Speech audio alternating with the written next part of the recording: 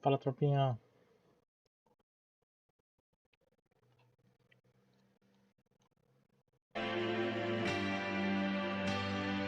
Bora lá, mais uma SNCS se iniciando.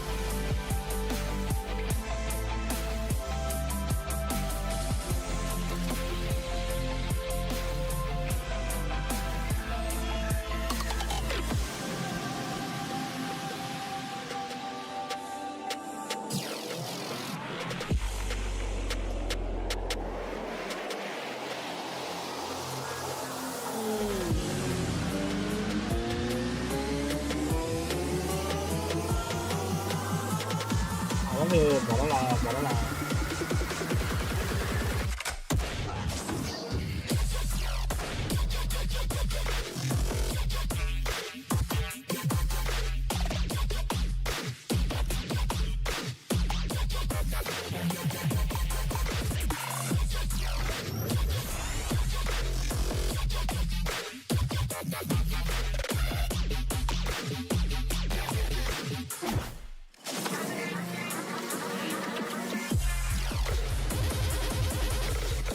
I want to win 4 out of 4 this year. 3 FNCSs in EU and globals, preferably. You know, I mean, I like to set high standards, but I'll see if I can live up to them. Glad to see that you are here. You're speaking to me from the UK at the moment, Benno. What's it like to be back in Europe? I don't know. So I'm not enjoying the winter too much, but there are some things I miss about America. What did you learn from your time in America with Clicks? Well, in terms of Fortnite, the big things I've learned was, you know, what it's like to stream tournaments, for example, what it's like to, well, live and work with someone at the same time. I've never had as honest conversation with a teammate as I've had with him. Do you think you've come back from America as a better player? I think I've come back from America more mindful. To be honest, once you get like this stage of your career when you have championships won and stuff like that, it starts to less be about learning Fortnite, and I think I'm going a bit too deep here, but learning yourself a bit and then learning how to, you know, get the best out of your teammates and stuff like that.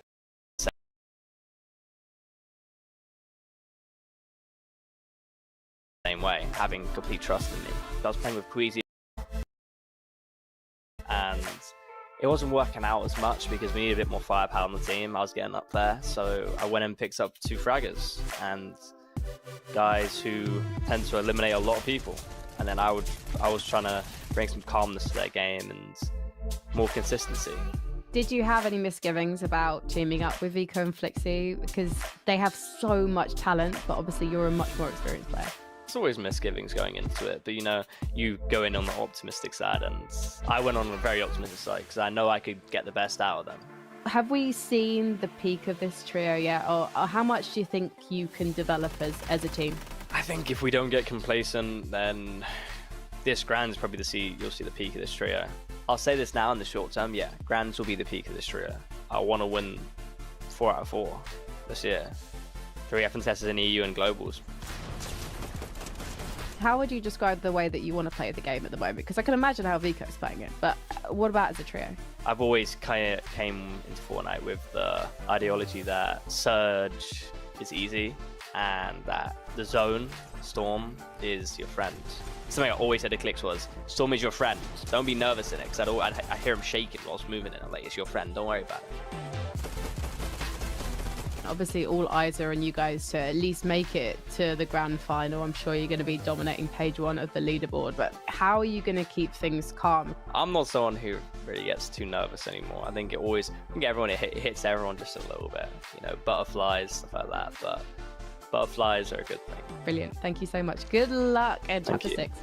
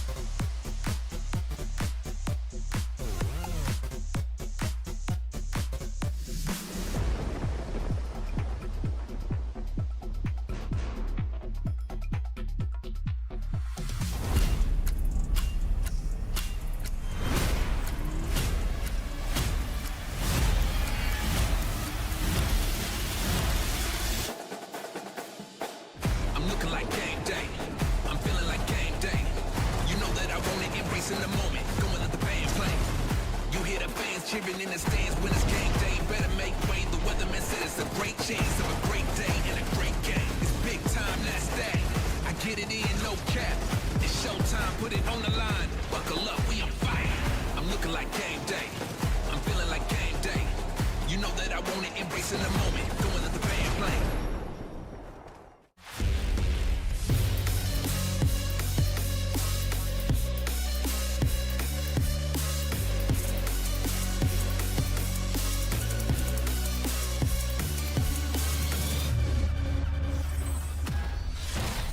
Hello and welcome to the FNCS Europe Day 2 Major 1 Finals. Yes, it's Day 2. If you missed Day 1, where on earth were you? You're going to have to go and watch the action in your own leisure, because right now we need to crown a champion. And with me to talk about all things competitive FNCS, we have got Mr. 112K and Mini Miner.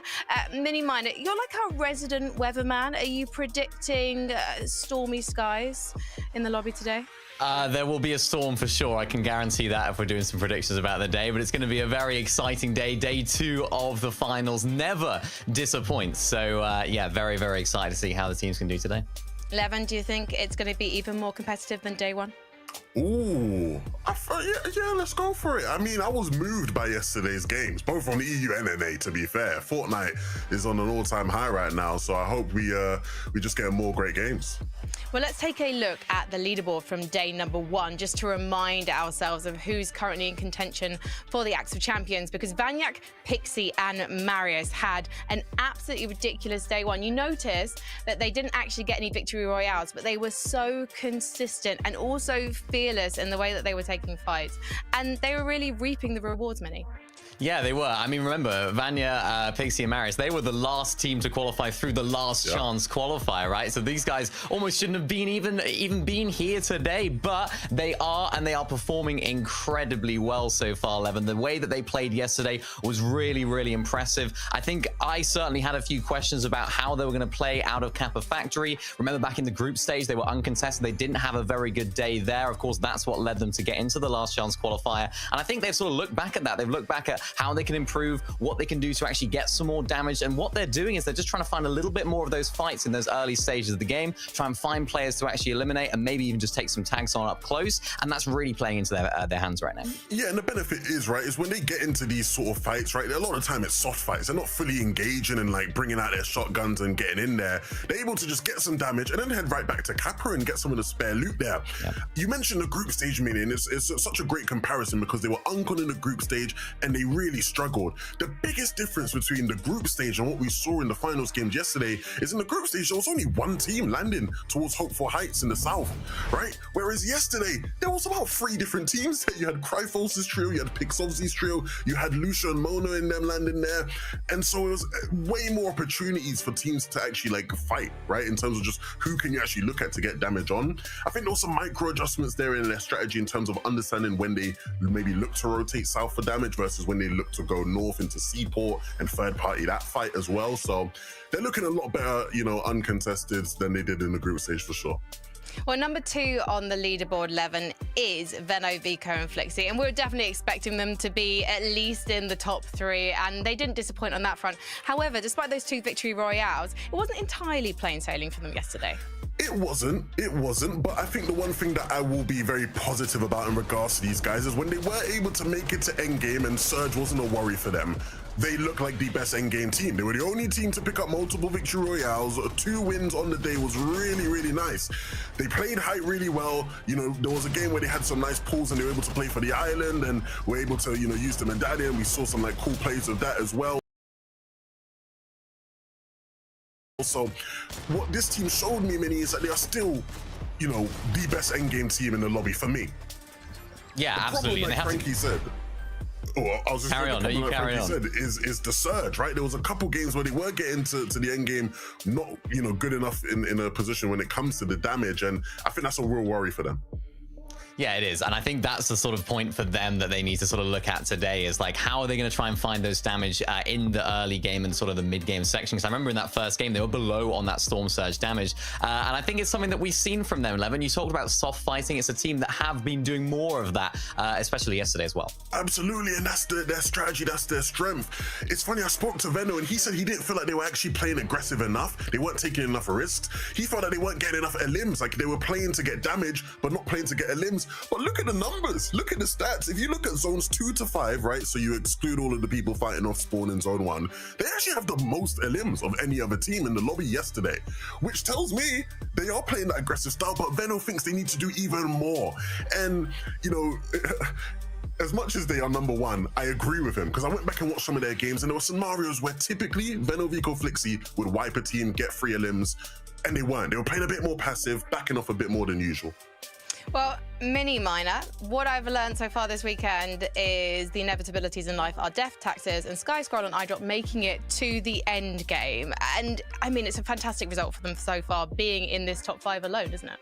Yeah, it really is. And it's something that I broke down during the group stage as well. They're kind of carrying that momentum into this finals. And I think it's almost exaggerated in terms of their abilities now in these finals. The way that they're getting Storm Surge so far has been so important, imperative to them getting into so many end games and staying so consistent. And what I really liked about them is the ways in which they went about getting Storm Surge. Talk about soft fighting just there, a team that they are liking to do this at the moment. They're sort of roaming around the map as well, like they have done the entire season. Also, not against going for those sort of longer range tags as well. We've seen that with this team as well, boxing up into that sort of surge base when they are a little bit more comfortable on those tags, and their drop spot right in the center of that sort of lower section of the map really helps them out so much. I mean, thinking back to the zones as well yesterday, Levin, so many of those zones polled in that sort of area, so they had so much opportunity for that Storm Surge damage, and that's why they were able to find so many end games. Obviously, the big question now, will they be able to do it again today?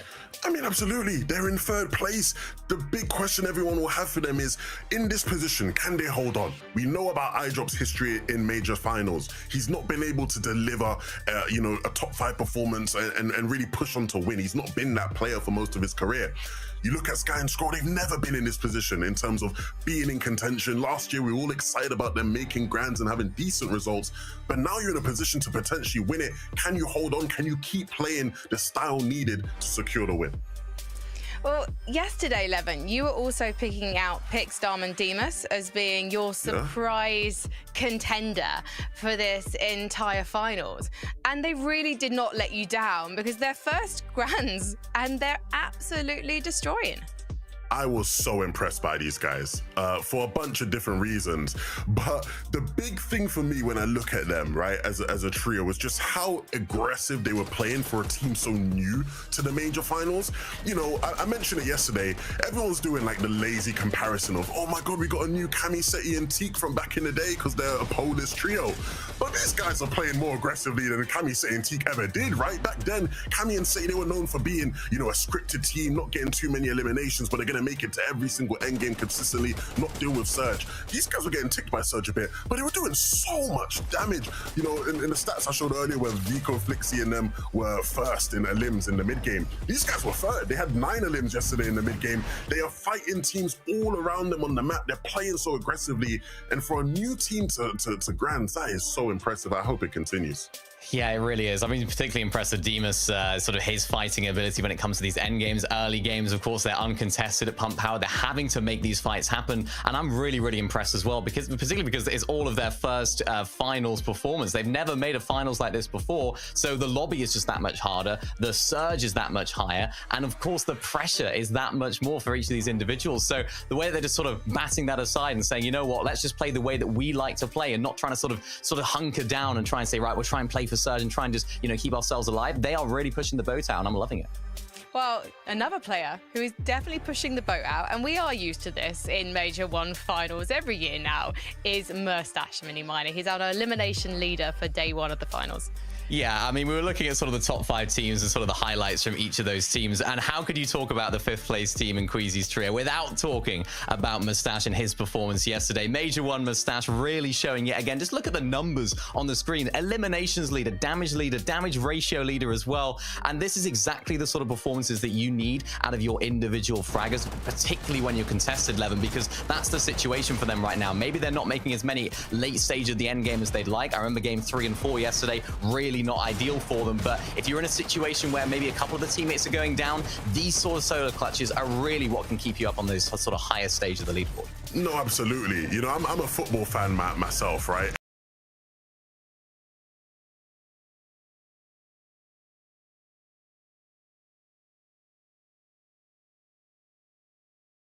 And you know, in football, and you have this in a lot of sports as well. You have the players who sell the tickets, right? The players who you buy a ticket to go and watch them. And Mustache is playing like that guy right now. He's the guy that you want to see because he is just so fraggy. He's in his element. I said it yesterday. Major One Mustache is back.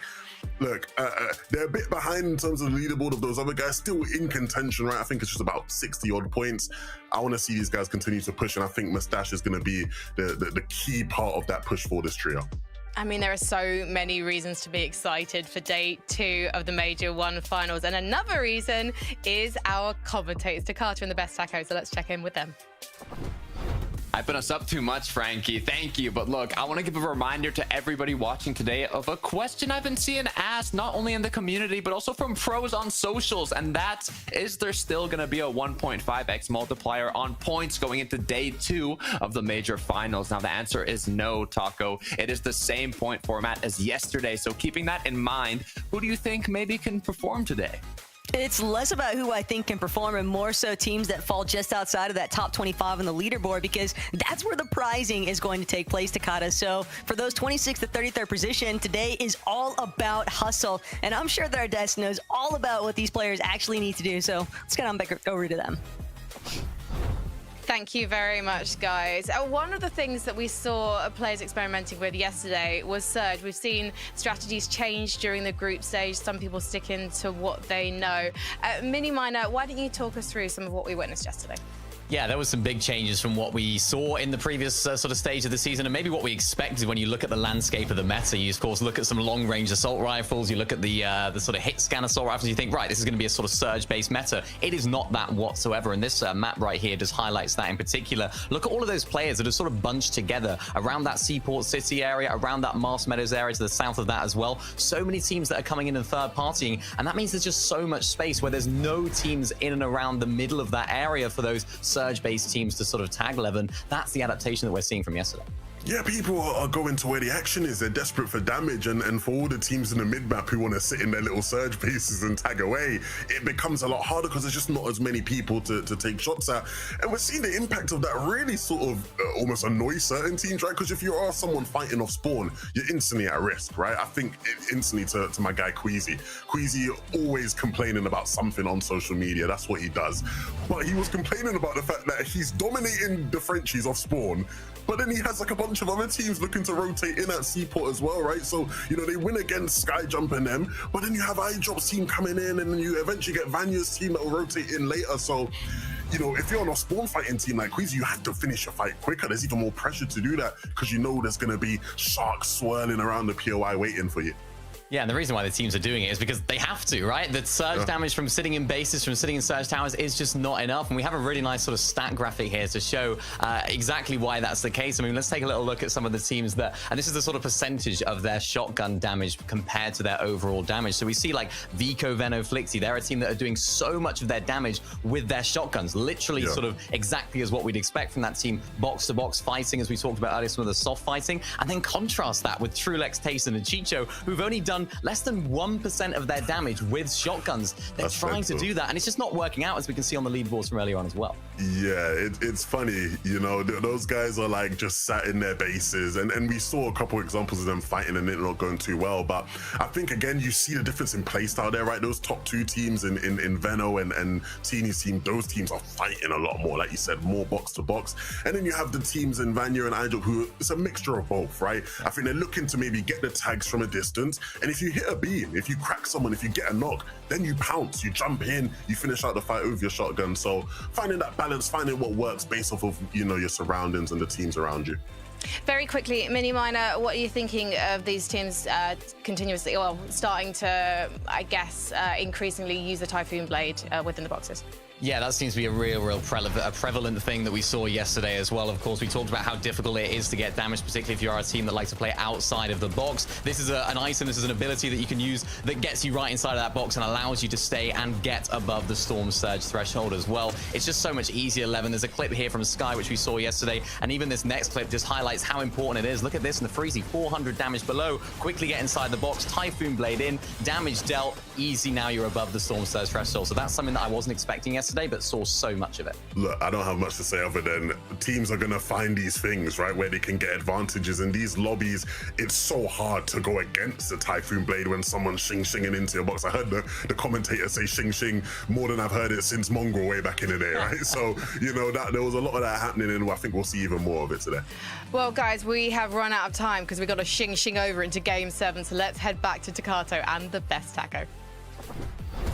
Thank you, Frankie. Look, there's a lot of metas, a lot of shing-shinging, but what I'm focused on now is going into day 2, how these trios have prepared. We had so many third parties going on, so much danger in the early games. So what have these trios done to kind of adapt and change that strategy? I mean, time will tell, Taco, but I'm excited.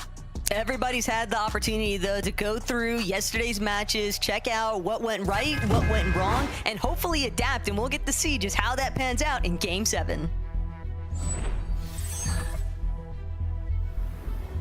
I've got my eyes on a couple locations. We have Seaport, where we've seen a lot of engagements in terms of Queasy's trio up against Momsy's trio. We've got Lost Lake, where we've got Cammy and Seti's trio in a difficult situation based on how it went for them in the off-spawn. But we're actually going to be looking at kind of a new off-spawn fight that we didn't see so much yesterday.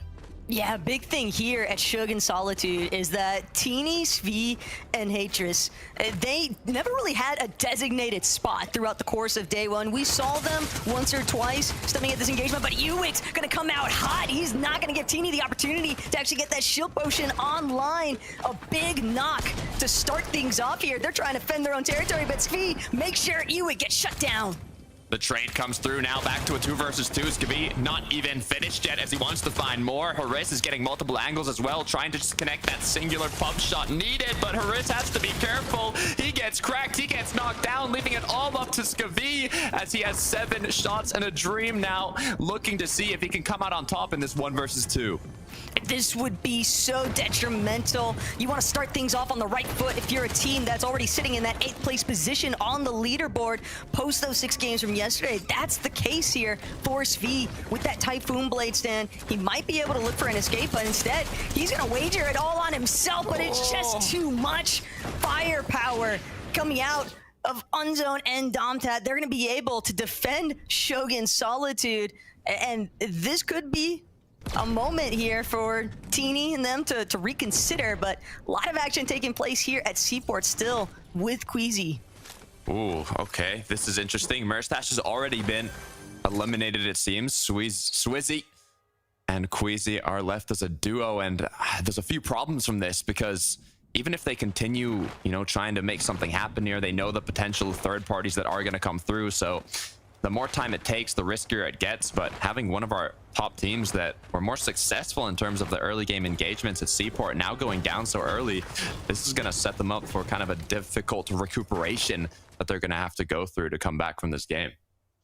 Yeah, but more on that later. We'll just have to revisit and hope that they've been able to bring Merstash back into this game, because right now the focus is entirely at Lost Lake. But one big shakeup here, Takata, is that we're not seeing Cammy, Seti, or Hari immediately battling up against Podesai's team. Instead, it's an entirely different trio. So many parties, I think, surrounding this area by Lost Lake kind of just recognized the fact yesterday, hey, why don't we just run over early to Lost Lake, where we know these two teams are going to be guaranteed fighting for what felt more like pride than anything else by the end of the day here, Takata. But it seems as though Cammy and Frostroki's teams have realized we're not trying to both suffer here simultaneously. Winning that off-spawn doesn't necessarily mean you'll get to play out the match. Yeah, I mean, we did also see 2 eliminations on Cammy Seti, so looks like they might have had it their way. Issue was the third party, but looking at Pix, Darm, Demus in a bush here, it looks like they kind of are waiting for a rotate to come through, open up a potential elimination. Sneaky one, but by the Brutal Boxcars. Looks like we've already had an elimination be made. As Nefrizzi, Lucia far away. I'm not sure if that was the trio that got aggroed onto, but yeah, it was, it seems, as now the 2 versus 3 isn't going to be enough for them to push yet. They've already picked off one. It was Starkus, I guess, that maybe got caught off guard in a separate surge base and wasn't able to regroup in time. A little bit of trouble here, though, for Nefrizzi. This mountain span right over base tunnel outside of Brutal Boxcars. The problem is that some teams from the northern side of the map might begin to push their way in if they just recognize there's these 2 somewhat min-map teams kind of just caught up in a little bit of standoff here. Vano, though, just so looted up already at Flooded Frogs, and we heard it from Levin on the desk. He said it himself. He doesn't feel like they were getting fraggy enough yesterday, which is crazy to think about considering the performances that we did witness out of this trio. But still, Veno, bright and early, first thing, saw from him this morning, I don't lose. The stakes have never been higher because when you're sitting in second place leading into today, it's a lot to live up to. And just like that, it finally paid off. Demas, Darm, Pix, they were waiting for this moment. They were hunting for a player to catch him off guard. And just like that, they've hit those initial shots, but they haven't been able to close out on multiple eliminations. They picked up one. It's a 3 versus 2 now as Monet and Loki are forced to disengage. 1 elimination is what they got from that. I mean, it's good, but to be honest, I think with that much of an advantage, catching your opponent off guard, they would have wanted at least 2, but could have ended a lot worse as we go back over to Mr. Savage, Margul, and Panzer, who are also in a fight here, still at Shogun Solitude, and this one's staying in Storm. Mr. Savage just kind of hesitant to drop down, but once the body's been knocked, he wants to go for the finish. Panzer beats him to it. Jew, no longer a participant. Shark still hunting around, but it might just have to be a full disengage. The main problem here, Takada, is that this was just third-party nation the whole way through. Jew, Ziedi, and Shark are giving no time here, and unfortunately, that's just going to be another point that they've essentially missed out on because Ewik's team was the starting point as far as Shogun Solitude battles are concerned. Mr. Savage and them, they just took full advantage of the situation and watching these teams collapse on each other. We pan back over to Seaport City, though, as it looks like Shakeoff, Momsy are still... Oh, no, you can't let that happen. As he gets dropped down, Shakeoff on the ground now, crawling, as his teammate's going to have to come pick him up. But is that going to be enough? Are they going to be able to defend themselves off from the aggression that's going to come from that knock? As now the pressure's on. Defense has started. I drop Sky, Scroll, looking to see if they can successfully third party, but Sky goes down, putting it back into a 2 versus 2. I drop doesn't even have that much shield. Momsy's fully cracked as they might even fully disengage. Scroll gets cracked as well. The pressure's on them now as they're going to look to do a quick reboot potentially. Yeah, without Sky, they don't have any other options. They want to make sure that they stay as intact as possible moving forward, but Seaport City has just turned into an absolute nightmare because another team has entered the mix. Combek, Mixon, and Blaha are not giving any rest to the Frenchies. Momsy, Skyjump, and Shakos have just been duking it out from the very beginning of this match. The reboot has come through now. iDrop trying to make use of those chug splashes to get his trio back and healthy before they potentially get into this next engagement. Blaha, Comeback, Mixon are going to be in the elevated position with the Onimas coming through. Looks like they might want to fight this one. Taking the elevated position, another reboot coming through. As the fight at Seaport. It is absolute chaos. iDrop overall, though, has better elevation in comparison to Blaha. He's just going to continue trying to apply some pepperings. A little bit of damage here and there. Murstache, also a reboot survivalist, but he's got to be careful here. Robin knows this is a team that's a little bit hindered. They had to go for that reboot deep north. Canyon's crossing, and yeah, that's just going to be an immediate disengage sign for Queasy. whether or not he's able to even recover those reboot cards is going to be so problematic. A fully intact trio. They know just how injured Queasy is at this point too. Yeah, I mean, this is the second recovery that this trio is going to have to go through, from losing the initial fight at Seaport to now losing a second fight after already rebooting one time, forcing Queasy to look for another reboot. I mean, he has 2 med kits, he has a water sprite now, so he'll be able to tank zone, but it's going to be a difficult comeback as we look at what Noah, Riley, Yanis, and Shap have been doing in the meantime. Huge. Absolutely huge for Noah Riley, but worse if you're Venya, considering what they're trying to defend. I mean, this was our team. 4 out of 6 matches yesterday, Takada. We saw them in that top 3. They didn't even get a victory royale, and yet they were still leading the day, heading into our day 2 of Major 1 Finals. So Vanya, fully understanding, definitely a competent player. I mean, we're talking about last year even, Major 2 Final success, and yet here today, everything hinges upon these final matches. Yeah, it makes it difficult having that much pressure, as it looks like Queasy is going to be able to get a reboot. Is it going to be both players? As it looks like it might just be Swizzy. And this is going to be a tough one to recuperate. The main issue is, even if they manage to somehow bring back Mustache, well, actually, that's not even going to be, I think, in the question here at this stage. It's just more so, I'm thinking about the Storm Sickness, Takada, and the developments there for Queasy and Swizzy. If they want to play for placement, that's not going to be easy, but teams that are trying to avoid dealing with Storm Surge in general, looking to get their fights in early here. Malabuka caught up with Nathan. This is no surprise, as having such a strong drop spot, setting themselves up with the amount of loot to take these engagements early on the trios that tend to fight in the surrounding areas. We have Eclipse, CZB, and Nathan. They're elevated, but it looks like they're a little scared here, as they're going to use the Oni masks to try and get out of this situation. Malabuka look for potential tags, able to connect a couple, but not enough to make them want to continue with that aggression. But what's crazier to think about is all the side sprays that are coming in as well. You got teams from Twinkle Terrace. You got teams that are a little bit more central towards a Foxy Floodgate even, thinking that might be some signs from Tayson, Trulix, and Chicho even. But Malabuka, he can't afford to look for these peaks without making sure that his angles are covered. Teams just reminding him of where they're actually left standing. Mappy, Cade, and Cringe. This is a tough situation. They're going to need to fight their way out of this one, though, Takada. They need a refresh more than anything. They need that refresh, but I mean, it's still kind of early on in the zones. They do have a fishing rod, so if they're able to make it into zone, they can recuperate a lot of that HP and shield. But without having, you know, minis, without having bigs, anything else, it is going to be a little difficult with the distance they have to travel.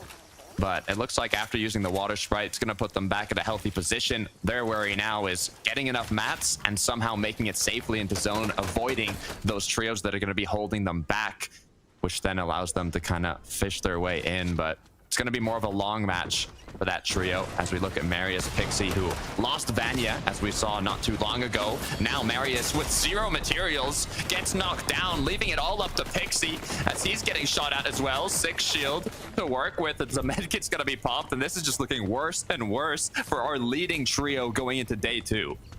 Even if Pixie has material, it won't make a difference if he's not going to be able to play this one out with the rest of his team here. Takada just stuck on Shattered Span.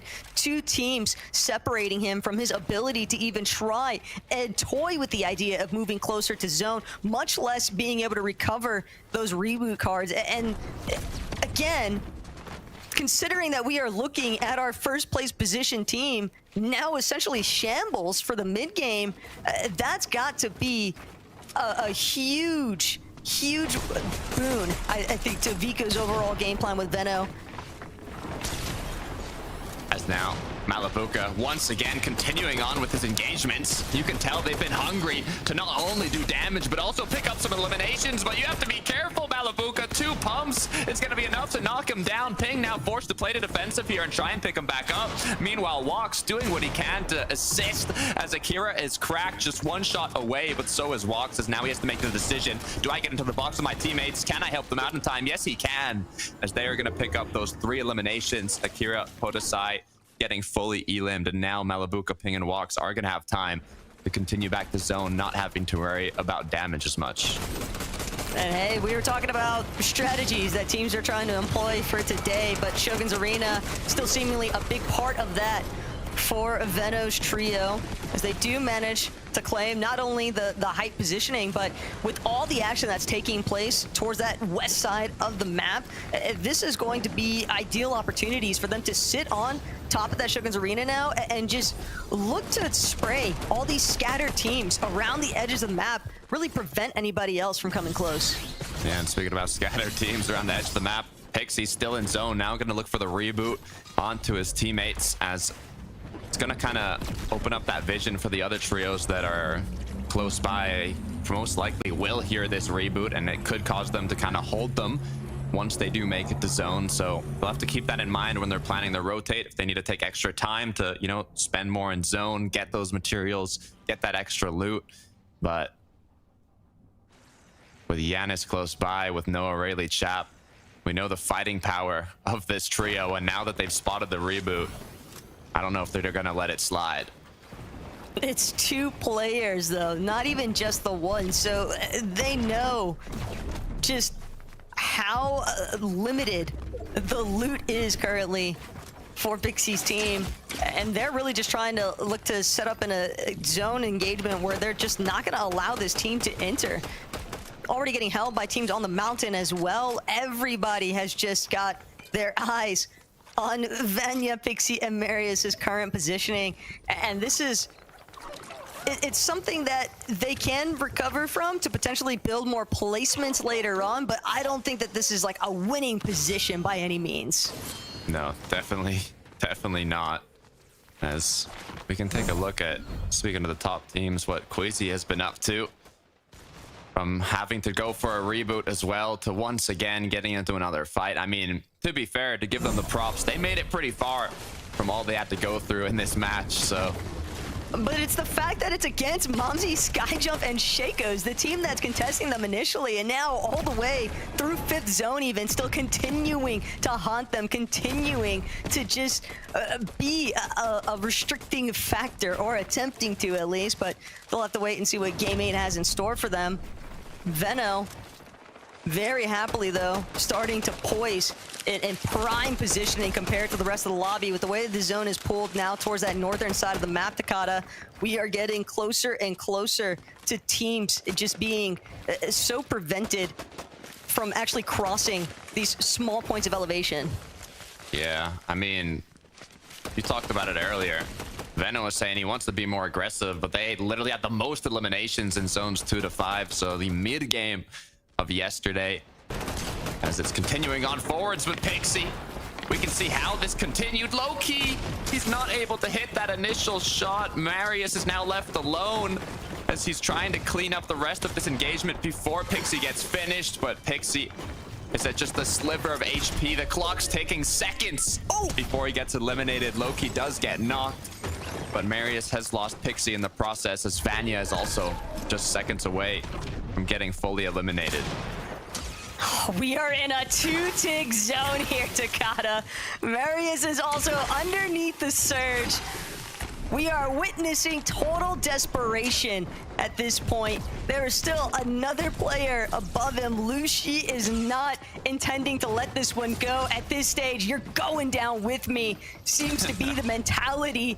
And poor Marius, he's got no other choice. He's out of heals entirely. It's gonna come down to who actually managed to get the siphon off the other. Yeah, I mean, those extra points, they can come in handy as Marius goes right into it. Confidence blasting through as he picks up his 3rd elimination, but now the solo journey back to zone.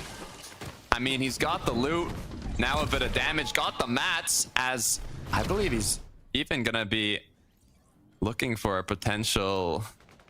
Oh, I saw some players close by. I don't know. We'll see. We'll come back to that later. Take a quick pause. If Marius is somehow able to recuperate this match for his trio, it's going to be absolutely insane. But Mongrel, Mr. Savage, Panzer, 4 elims starting this off before the late game, and they're still only 83 above. They've had a lot of success since their early venture from Bird into Shogun Solitude. The third-party opportunities definitely just opening up an avenue for them to continue trekking their way north. Here at Magic Monsters now, though, they've got Scroll in their sights. Triple spray comes through. Not enough just yet, but the dings were so heavy from Panzer. He does successfully find that knock. The elimination claim, though, elsewhere, but they're trying to get to the body. They know that this is a weakened team. They want to try and break into the box. Meanwhile, we have Marius who made it back to the edge of the zone, but it doesn't look like he's going to last much longer, being 13 below and 7 HP as he continues to get ticked here, doing what he can. Just 1 HP left. Marius is going to go down, so Mr. Savage, Mongrel, Panzer, with that quick refresh they got, bumped themselves 240 above the Storm Surge threshold. Now they should start kind of looking around to find potential rotations to get to the zone here. But iDrop, after losing Scroll, is now left as a duo on a lower position where he can't really see his surroundings. He can't plan that rotate, and only being 73 above, they're just gonna have to Oni mask in. Trying to play this end game, though. Another one of our top 3 teams in that third spot specifically, but iDrop, Sky, the job's not finished. They've got to deal with a perfectly healthy Savage underneath, although iDrop trying to change that narrative as we speak. Gonna be forced to crank up just a little bit, though. So much of his hard material having been committed this early is going to make it very difficult for him to continue moving deeper into the center of zone, but at this point, he's just trying to play next to Sky. He's just trying to create a brief moment of relief to gauge out whether or not it's even feasible for them to get across that hill, but he doesn't really have much time to think. He just needs to get the damage on now. Yeah, good news is they have that water sprite that they can place while looking for tags. It looks like he might have gotten enough with that crack, but in the meantime, he got cracked as well, as now they have to play defensive, but 152 above. It's kind of still on the borderline in these levels of the game, as you can see, and in just half a second drops instantly down to 49 below as they continue to look tags from afar, but I don't think it's enough yet to full on go into an engagement. The issue is iDrop has no more minis, no more bigs, no more water sprite, nothing to recuperate this potential storm surge. So as the clock starts ticking in Sky as well as Crack, they're gonna have to make a bigger play here soon. They're just going to have to commit to the low ground. That's where we saw them have the most success in yesterday's matches. Even that's where their Victor Royale stemmed from initially.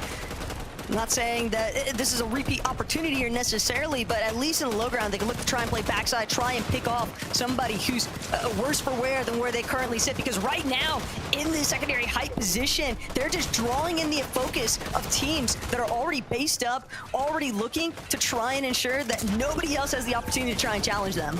Storm closed now. It's starting to tick. Sky has just a few seconds left to his name, trying to make it count, as it's going to be all up to iDrop shortly here, as now with the siphon mats and 2 seconds left as well, iDrop needs a miracle to get out of this situation, as it looks like he is going to go down. Good effort. It was difficult to get out of. As we go back to Malibuka, Walks, and Ping, who are having a legendary match with the amount of loot eliminations and everything they've gotten to lead up to this end game. That was a massive jumping overshot, but Mongrel, Panzer, disaster has struck for this team. They looked like they were in a relatively good position on the low ground, but now fully chalked here as Panzer holding on to his last little bit of HP alongside Savage. They're trying to see if there's even a path forward at this stage, but everybody surrounding them just taking note of all these weakened trios, trying to take advantage of the fact as well. I think it at least looked for that revive onto Mongrel would be massive, but Panzer knows they've got to create space at least if they want that to come to fruition. I mean, we talked about Merstash being the elimination leader. Panzer's #2 in damage from yesterday, but after he goes down with his 5 eliminations, it's all up to Mr. Savage trying to get ahead. A good amount of materials, but the issue is damage, shields. He's got the fishing rod. If he gets lucky enough here, if he pulls some shield fish, some floppers, anything to put him back into the game, it could be legendary with the shield fish getting picked up from the first fish, as now he's still 87 below, though, talking Taco. I don't know if he could just fish this one out. I think he might have to just start looking for tags. He's just fishing for placement at this point, hoping that the shield fish and the floppers can buy him enough time that somebody else gets eliminated in the process. A small fry even just to give him an extra little touch of HP, but again, you're fishing inside of the first moving zone at this point, right? There's nothing left for him to do other than hope that more teams just continue to fall around him. Will he be able to outlive Surge? Is this the ultimate strategy? 9th zone fishing. Gets the small fry now, forced to make the rotate, 1 tick away from being eliminated. It's all or nothing as he gets taken out. Veno, Vico, Flixie though, looking to start off strong in day 2. Already tarping their way through the mid ground, and considering where the day started for them, game 7, Veno, a menace with his Invis medallion, just making sure to tarp through all of the secondary height. It's only a matter of time before they look to challenge for ultimate high as well here, Takata, but they are clearing out the teams behind them, the teams that aren't so fortunate enough as far as a loot is concerned to be able to actually charge their way forward. And Veno, he's just ready to pounce. You can see how effectively they're able to look for those tags, look for those refreshes when they're in desperate need. But Demas, Pix, Darm, the trio in their first ever FNCS Major Finals, showing how aggressive, how confident they are still able to be, coming from yesterday on fire, as now Veno, Vico, Flixie are making the play for height. And Veno's already taken it. The other team pushed down. He's going to give a little bit of backup here to Flixie, who's caught up in a bit of a sticky situation, but it's no problem. He's got it all under his thumb. Hijo going to be the next victim here, potentially. He's just trying to stay safely concealed in that secondary height layer, but Veno, he knows there's a body behind him. He knocked it earlier. He's going to go claim the loot even, make sure he has as many mats as possible. In the low ground, though, Malabuka fighting for his life. In the trenches, just 7 builds to work with, but he hits a huge pump. It's going to give him that siphon needed to last just a bit longer. The materials to tarp ahead as Demas, Pix, and Darm continue to claim their wrath on low as Rax gets taken out. All they have to do now is stay ahead, claim space, but the issue is Demas has no mats. He needs to find some for his IGL, for his tarper. He needs to hunt for some sort of refresh. All the good news is, though, they were able to make it ahead, but Malabuka is going to go down. Ping, though, still lurking, but he's gonna get spotted out by Bolin. No chance to escape even. Veno gonna cut him off the moment he tries to layer swap, and Veno now up bull, down below. Veno knows that there's just one team looking to control the front side low, and it's Demas's. Where did this change? Demas now put into pressure as his team goes down 1 by 1. Pix is low on shield. Veno, though, in the blink of an eye, they had 2 eliminations, and all of a sudden, they're in double digits. Vico picks up another one, looking for the last one onto Demas as he has 4 splashes left, forced to go into zone here, tank a bit, look for a potential angle on his last opponent. Medallion's gonna be picked up. He can turn invisible now. It's a 1 versus 1. Demas looks for the angle, drops down low as Vico looking for any possible connection, gets back on high ground, but all it takes is 1 big shot. The difference here is Vico, he's been an up-and-comer. He knows what it's like to be in Demas's position, spraying down below, just playing it safe. He still has 4 splashes to work with as well, Takata. And for the 3rd time throughout this Major 1 Finals, we are seeing the Victory Royale bestowed upon Veno, Vico, and Flixie. Vico said, look, I know you're a rookie here in the Major Finals. Let me give you a quick masterclass of how to close out a match. Going up to, what, I don't know, close to 15 eliminations, Taco. We saw them getting into the end game. They had like 2, maybe 3 elims. We look at another team, look back, they're at like 12 or 13. I mean, this trio is looking unstoppable. And it's crazy to think, too, because the early to mid-game, it was definitely a little bit scrappy. We saw some circumstances where they were definitely looking to at least apply search tag damage, but the way that they were able to seamlessly transition from mid to late game, the way that Veno just masterfully calculated the perfect time to take over height, it's just one of those circumstances where this team is just firing off on all cylinders. Nobody does it like them on the high ground, able to secure so many eliminations, and not only that, keep themselves in a prime position to get the Victory Royale. Look, I need to take a break because I am way too hyped right now. Dest, Frankie, 11 Mini, what just happened? Thank you so much. Well, I mean, confidence, experience, and sheer fragging power. This is a trio, boys, that absolutely has it all. They've set out their stall, they've started as they mean to go on, and day 2 on the Major 1 finals. And Levin, it's just looking so good for these boys right now. I said it yesterday when you asked me, you know, who am I looking at? Are they in a good spot? They're in the pole position. I'm loving this start to the day for this trio. Finally, get a zone, by the way. Can we talk about that for a second? Yesterday was unbelievable, the zones we were getting.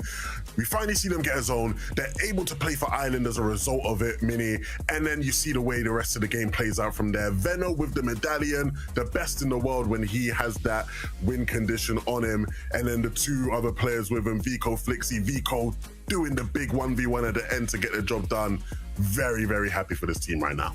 Super, super impressive. Another textbook game from them, really, with the way they chopped down height, took it for themselves, of course. When they're up in that position, the amount of eliminations that they're able to get is just second to none. And yeah, as you said, this is a perfect start for them, able to claim Ireland as well. You can see the island there in the little mini-map. That is a perfect zone for them to actually get another, or actually for the first time, a nice little North Zone pull. But what I was really impressed with here was right there at the end. I know that Vico, you know, has been sort of an up-and-comer for a while. Not that anymore, absolutely. But for, you know, a couple of years ago, would have expected Vico maybe to drop down, maybe to try and take that fight. But I love the maturity from him there at the end, just to showcase what he knows, what he can do, and how much he's developed as a player. He didn't drop down and try and 1v1 the last player. He just stayed up there. Shotgun, little chip damage, and that's all he needed to do. Well, yeah, again, just that breath, that cool, right? When, you know, he has a knock that he's picked up, so you have some time to play in the storm, right? Because you have that damage you can work with, right? He takes down picks there, and then obviously you can go pick up the medallion now from Venno, right? And the medallion is the key for him taking height off of, you know, Demas and picks and them here, right? Because look, you see Demas goes down, he's running out of mats, and Vico identifies this, so instead of continuing to top out and allowing Demas to actually just like spray him down, he's playing with his HP. He has the chunk splashes to work with, and he's able to just chip away at his HP very, very easily there. So really composed win from Vico, which again is something that maybe you wouldn't have always said about Vico as a player, being able to have those composed moments.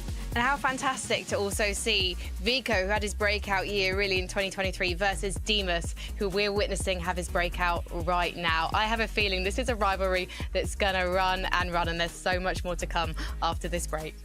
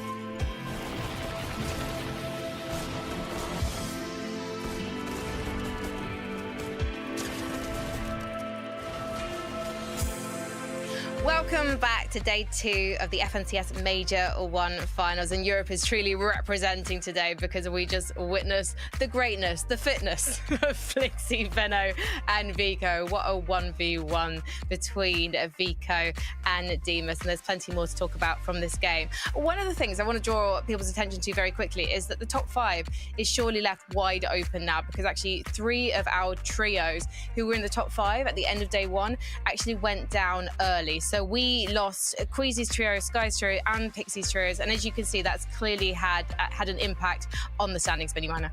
Yeah, it has, and that just makes this game for Vico, Veno, and Flixie just that much more impactful and important for them. You can even see, look, the top 5 teams, only one team out of those has actually picked up a victory royale across the course of the 7 games so far. You know, look at that. Vico, Veno, Flixie with 3 at the very top, and that's really the difference maker for those guys right now. They're sort of separating themselves from the rest of the pack in terms of the fact they're not necessarily that consistent, but when they are getting to these end games, they're having a lot of success. But some of the other teams down below 11, Demas, Pix, and Dom, they're another one that's been really consistent.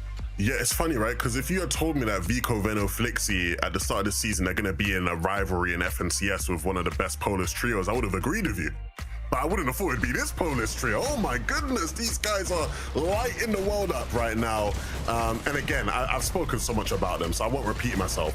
What I will say is, in this game, the low ground domination from them, right? In terms of just clearing out everybody, like the way they're just hunting down these teams, any sense of weakness they sniff out. Look at just how quickly they just completely 200-0 these guys. Demas hitting every single shot needed. Dom doing the same. Pix leading the charge. This team looks just so strong, so good. Again, bit unfortunate in a 1v1. He runs out of mats there. He can't continue to build and keep himself alive in that one. But again, that game pushes them into 2nd place now. And again, if this is going to be the team that's pushing Vico, Veno, and Flixie towards the end, they're going to be a great competitor, but still so impressive that they're even in this position in the first place, Frankie. Well, it is incredible to witness. I have a feeling that they're definitely going to be contending for this top spot at the end of the remaining games we have today. And another trio that's stepping things up into day 2 is Malibuka, Ping, and Wox, because Malibuka, he is not going to go down without a fight, Miniman. He wants that spot in Global Championships. Yeah, it's a very similar sort of team to Vico, Veno, Flixie, albeit having a little bit less success, quite a lot less success over the course of this weekend. But we talked about it yesterday. They're a team that maybe hadn't had the best day 1, and they needed to get off to a good start in day number 2, and of course game 1 of day 2. 4th place for these guys, though, 10 eliminations. That's really what did it for them. Malibuka in particular really popping off, Ping as well here in this end game. But this is what we need to see more from this team. Of course, another sort of, well, more of a favorable zone for them, Levin. So I want to see them keeping on this momentum because they can do it, and they're a team that can have that firepower. Yeah, I know you say not the best start on day 1. They were 6th. Like, it's not like they were like way in like the down. Like, if you told me like, oh, come in and say you had a bad start, I'd be like, yeah, fair enough, mate. You know, like, you know, Ping, Wox, and Malibuka, they were still there and thereabouts. And I do agree. I think a lot of people saw them as a contender. I did, you did, right? And you had them as your winner, right? I won't say too much about that. But, you know, they're getting back in there. They're finding some momentum. I think they went down in a couple mid games yesterday in fights where you maybe would have expected them to win. So hopefully they can get back to their best firepower-wise today. Can I just also, PSA, Cammy did make it to the end game in game 7, whereas yesterday, I think they had issues in every single game in terms of their off-spawn. We didn't make a single end game, so things are looking up. The problem is, for the likes of Cammy and Seti and Chari, is that there is no 1.5x multiplier on day 2. You just have to carry on your consistency from day 1 and just keep swimming or keep fragging in the case of Veno, Vico, and Flixie, which I'm sure all of our trios will be trying to emulate as we head into game number 8. Thanks so much, Frankie, Levin, and Mini Miner. But Takada, if Game 7 is any indication of what we can expect for the rest of our matches here today in Major 1 Finals, it's going to be a barn burner. Oh yeah, it's gonna be non-stop action. I mean, when some of these trios are able to make it to endgame, they just absolutely pop off. But speaking of the early game, we still have a lot of things going on. Lost Lake, Seaport, it's just non-stop 3rd party, 4th party, 5th party. I mean, team after team are going in to join the party, and we don't have to wait long before we see it again because game 2 starts now.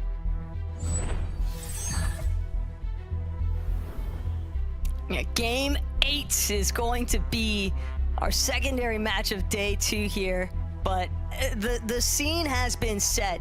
all of these teams, particularly the ones surrounding the southern edge of the map, have just been under such heavy fire from the battery of third-party circumstances. If you're not finishing your time to elimination for these fights in like 30 seconds or less, it seems as if everyone and anyone is going to come over and interfere. Yeah, UX and his trio that actually ended up taking out Haris, Skavi, and Teeny in the last match. They're actually also in their first ever FNCS Major Finals. So seeing them take out a veteran trio that's so good at fighting as well is quite impressive. We'll see if they're able to do it again here, though, as Haris is looking for some connections with the SMG. But as Skavi has already been cracked, the pressure has been put onto him. And so far, it is just kind of angles back and forth. But a Seaport, we have it once again. Murstache, Queasy, Swizzy need to be careful here as they do find that initial pick. Queasy got dropped down to just a sliver of HP, but it doesn't matter as long as they got that elim. The main thing here is that none of them were knocked. So considering that it's now Mumsy just fleeing for any semblance of saving his life here, there probably won't be as much third party taking place because teams are going to notice, okay, that fight was cleaned up a little bit too quickly. They're likely going to have a massive advantage with establishing themselves in Seaport. It's better to just rotate elsewhere for Surge. Taking a look again here at Teeny, Haris, Skavi. No eliminations on the board yet. 0 materials to work with as the fight has kind of unfolded a little more here, but that quick knock is going to be just enough to give them the advantage here onto Uik in the 2v1. Teeny needing to connect one shot, and just like that, it's going to be 1-1 here at Shogun Solitude. Should hopefully be able to get that reboot off in time, but still have to think about those third-party opportunities. It'd be nice to see one of them looking to kind of keep tabs on scoping the landscape surrounding them or feeding into Shogun Solitude. That seems to be the intent from Teeny. Wants to make sure that Svi's reboot goes off uninterrupted. Yeah, we did see third parties come through, but hopefully they should be good. As we look back over to Lost Lake with Cami, Seti, Hari. I mean, they made it to the end game in the last match. Didn't get top 3, top 5, but it was an improvement, a significant one from yesterday's matches. And even though they don't have a lot of loot or mats or basically anything, at least all of them are up and running. But it's the fact that they've essentially had to abandon Lost Lake last match and what looks like this one as well, Takata. They're just not able to get any of the material, any of the loot they need, like you just mentioned, and they're going to be encountering teams that are hungry for those early surge fights. So when you're left so weakened just by your starting point, it's gonna be very difficult, I think, for Cami and Seti and Hari to make something of it. But X-Force F9, Robin, this is a very familiar fight here at Magic Mosses. Yeah, the patience came through. They looked for that 3-2-1. Unfortunately, though, I think they just landed a singular AR shot onto Gripey, so nothing to fully commit. As now, as the tags have followed through, it might actually be enough to just corner themselves here. As for 9, X-Force and Ravon are not done pushing. They continue to get on in. Looks like even a potential pre-edit coming through as the triple spray continues. Water sprite on the ground, back and forths. I'm thinking this might even end in a soft engagement, as X-Force has to be careful. He gets fully knocked. For 9 as well, just a couple shots away as he goes down. Potentially just one shot more. This is a world of danger for X-Force and his trio. Noms, Gripey, Rizoi turning this fight around. Just an underground battle, duking it out, but Noms, Rizoi, Gripe, the moment that they recognize we've already got knock, we've already got the elim, you know that there's going to be no other result other than a full-on key charge here. Eyedrop, Sky, Scroll continuing to make their presence known on these southern sections of the map. They love making these early rotates from Rolling Blossoms Farm, putting pressure onto teams that are trying to essentially prevent themselves from getting cleaned up super early on. Janice, Chap, and Noah Riley had a relatively difficult day one. We saw there are instances where we thought that they were going to have crazy pop-offs, and they did towards the end of yesterday, but you want to make sure that you are repeating that consistently. Yeah, that's the thing about having 12 matches to be played out. In terms of iDrop Sky Scroll, what they're consistently doing are looking for those third parties. It looks like maybe it was earlier, but at least not now. They didn't go over to Seaport. Normally that Seaport third party is literally like a minute, 30 seconds after they drop. But with Queasy having finished that fight off so early on, it looks like they're just at Mask Meadows looking for a bit more damage. Nefrizzi, Lucia, Rakuza, which is Starkus, had a rough start to the previous match, but it looks like they were at least able to get a bit of damage in this engagement. We'll see if it continues on later as we head back over to Veno, Vico, and Flixie. We're getting a bit more fraggy here in the early to mid game. Yeah, Veno's team taking notice of what's been going down at Lost Lake, and they want a part of it. Vico just immediately editing Vipro into his box. That is so tragic. There's nowhere left to run. But 2 big eliminations this early on, Takada. And depending on how these zones favor them, have to remember, yesterday we did see a ton of south pulling zones. If I'm not mistaken, I believe at least 5 of them were leaning that direction. So knowing that it might be a little bit more favorable for them if the zones continue to pull northern like they did in Game 7, that could be a real runaway opportunity here in day 2. Yeah, I mean, hopefully. We did what was interesting, only see a couple of eliminations from them up until like what, the second or third moving, but then they turned a couple into 15. So as long as just able to get to those late games with a good amount of loot, mats, damage, everything you need kind of from that checklist, then hopefully we can see them continue to frag out. And also, hey, shout out to Pix, Bemis, and Darm. I mean, starting off Game 7, the first game of Day 2, still on fire with the amount of aggression we saw in that late game. Hopefully they're able to keep it up, because these could be contenders of not only breaking records, but making history, as Ju now has lost Shark. And that's going to leave it up to him and his duo to try and get out of this situation against what most likely is iDrop Sky and Scroll. But no, it's actually going to be Chap. It's gonna be Yanis. You gotta be careful. The pressure's on them. Water Sprite coming through, but you hear the Typhoon Blade. It's dangerous. It means I want to go in your box. As the knock's gonna come through. 1 more player left to be eliminated by Yanis and Chat, but are they gonna continue pushing? Do they want to get a bit of a disengagement? Wow. Doesn't matter. The double pump comes through, and Ju gets knocked down. That is definitely not what Ju was anticipating on the other end of that wall here, but Janice, he's still just stuck trying to fend for himself. Chap unfortunately picked off. The third-party success so far from Pixovsky's trio. They lied and waited for so long in that southern portion of the map, and now it's paying off dividends here, because they've got a solo isolated Giannis, nowhere left to run, fully out of material to begin with, and Pixovsky just fully benefiting, fully ready to start actually moving forward. I mean, doing what they could.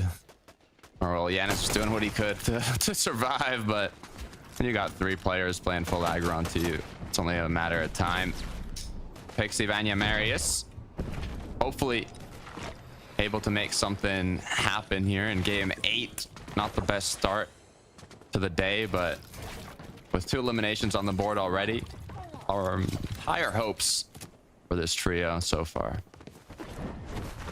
I think the higher hopes conversation is largely just stemming from the fact that you have to remember, this is one of our teams that just barely scraped by to being in the Major 1 finals in the first place. But if you manage to catch any of their action through that last chance qualifier, I mean, they opened up with a massive entry point. 3 of the first matches they played being Victory Royales in a format that was exclusively dependent on Victory Royales in order to win here, and yet throughout the course of this Major 1 finals, Takada, we have yet to see them win a game.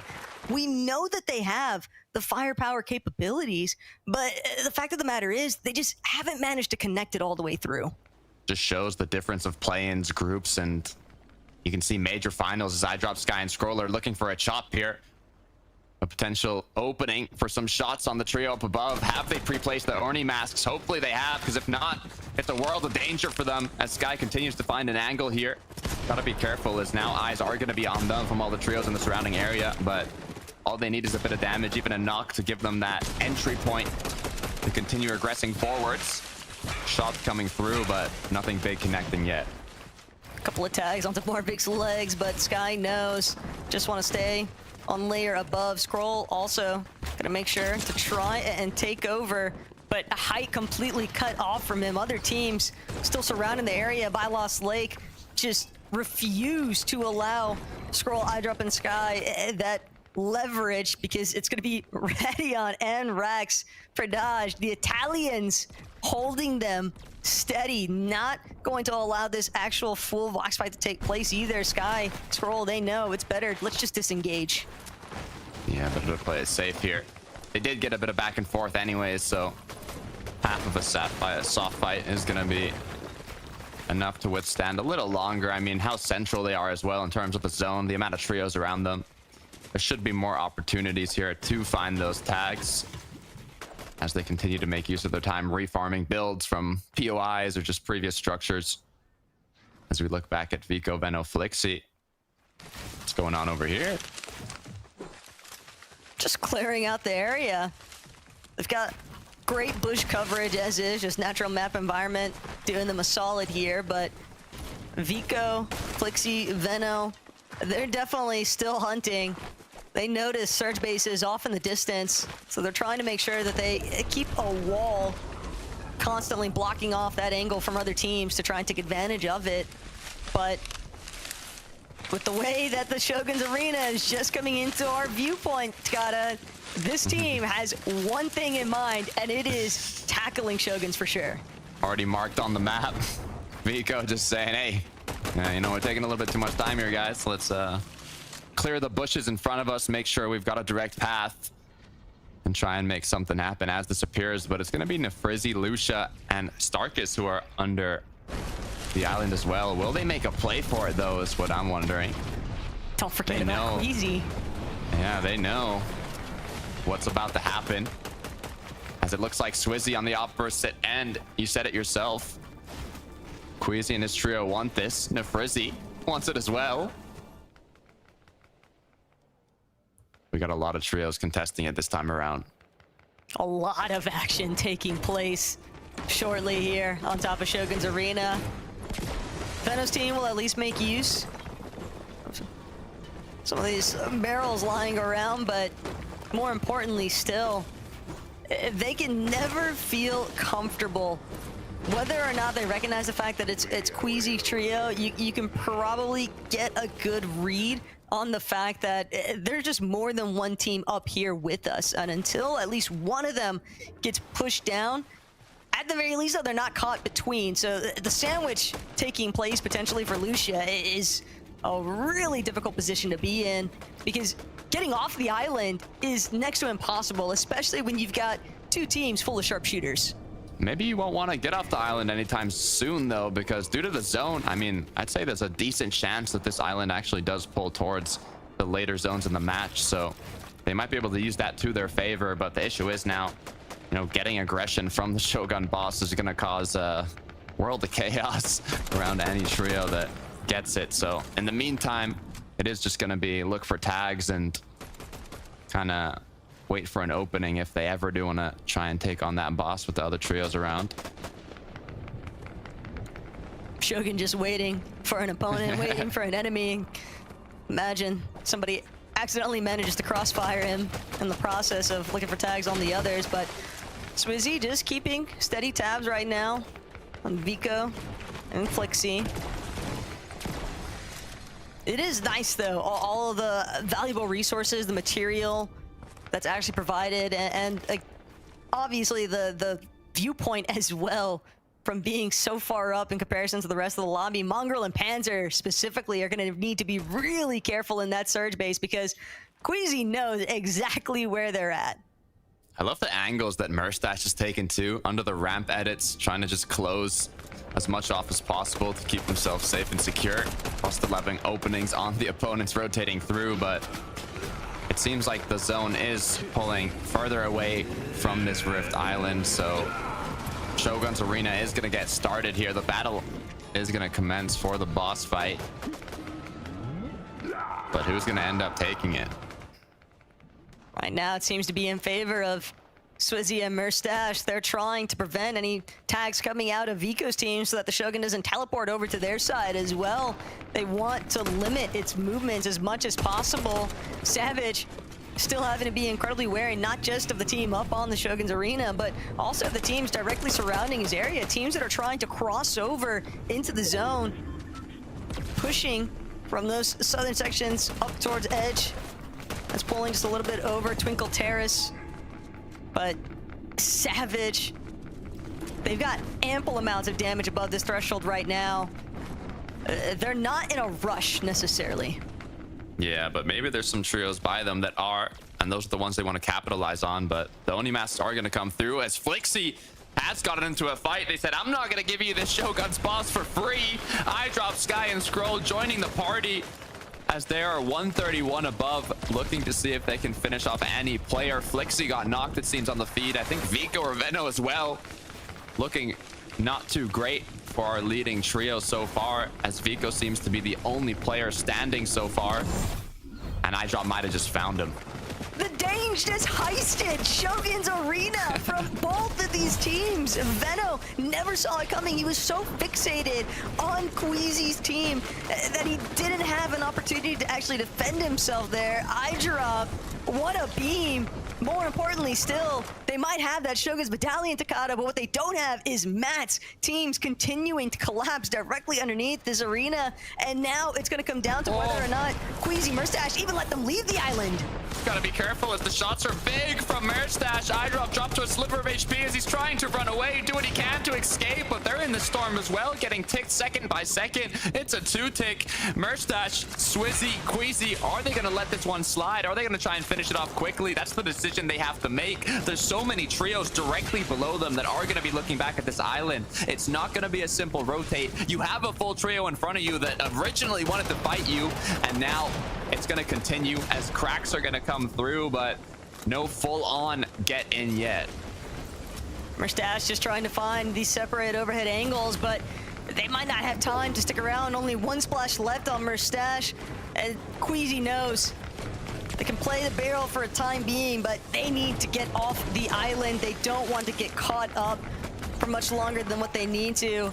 iDrop's team, they could look to just try and hold inside the edge of zone if they beat them there, which, by the looks of things, they're definitely in a much better position loadout-wise in comparison to iDrop's team.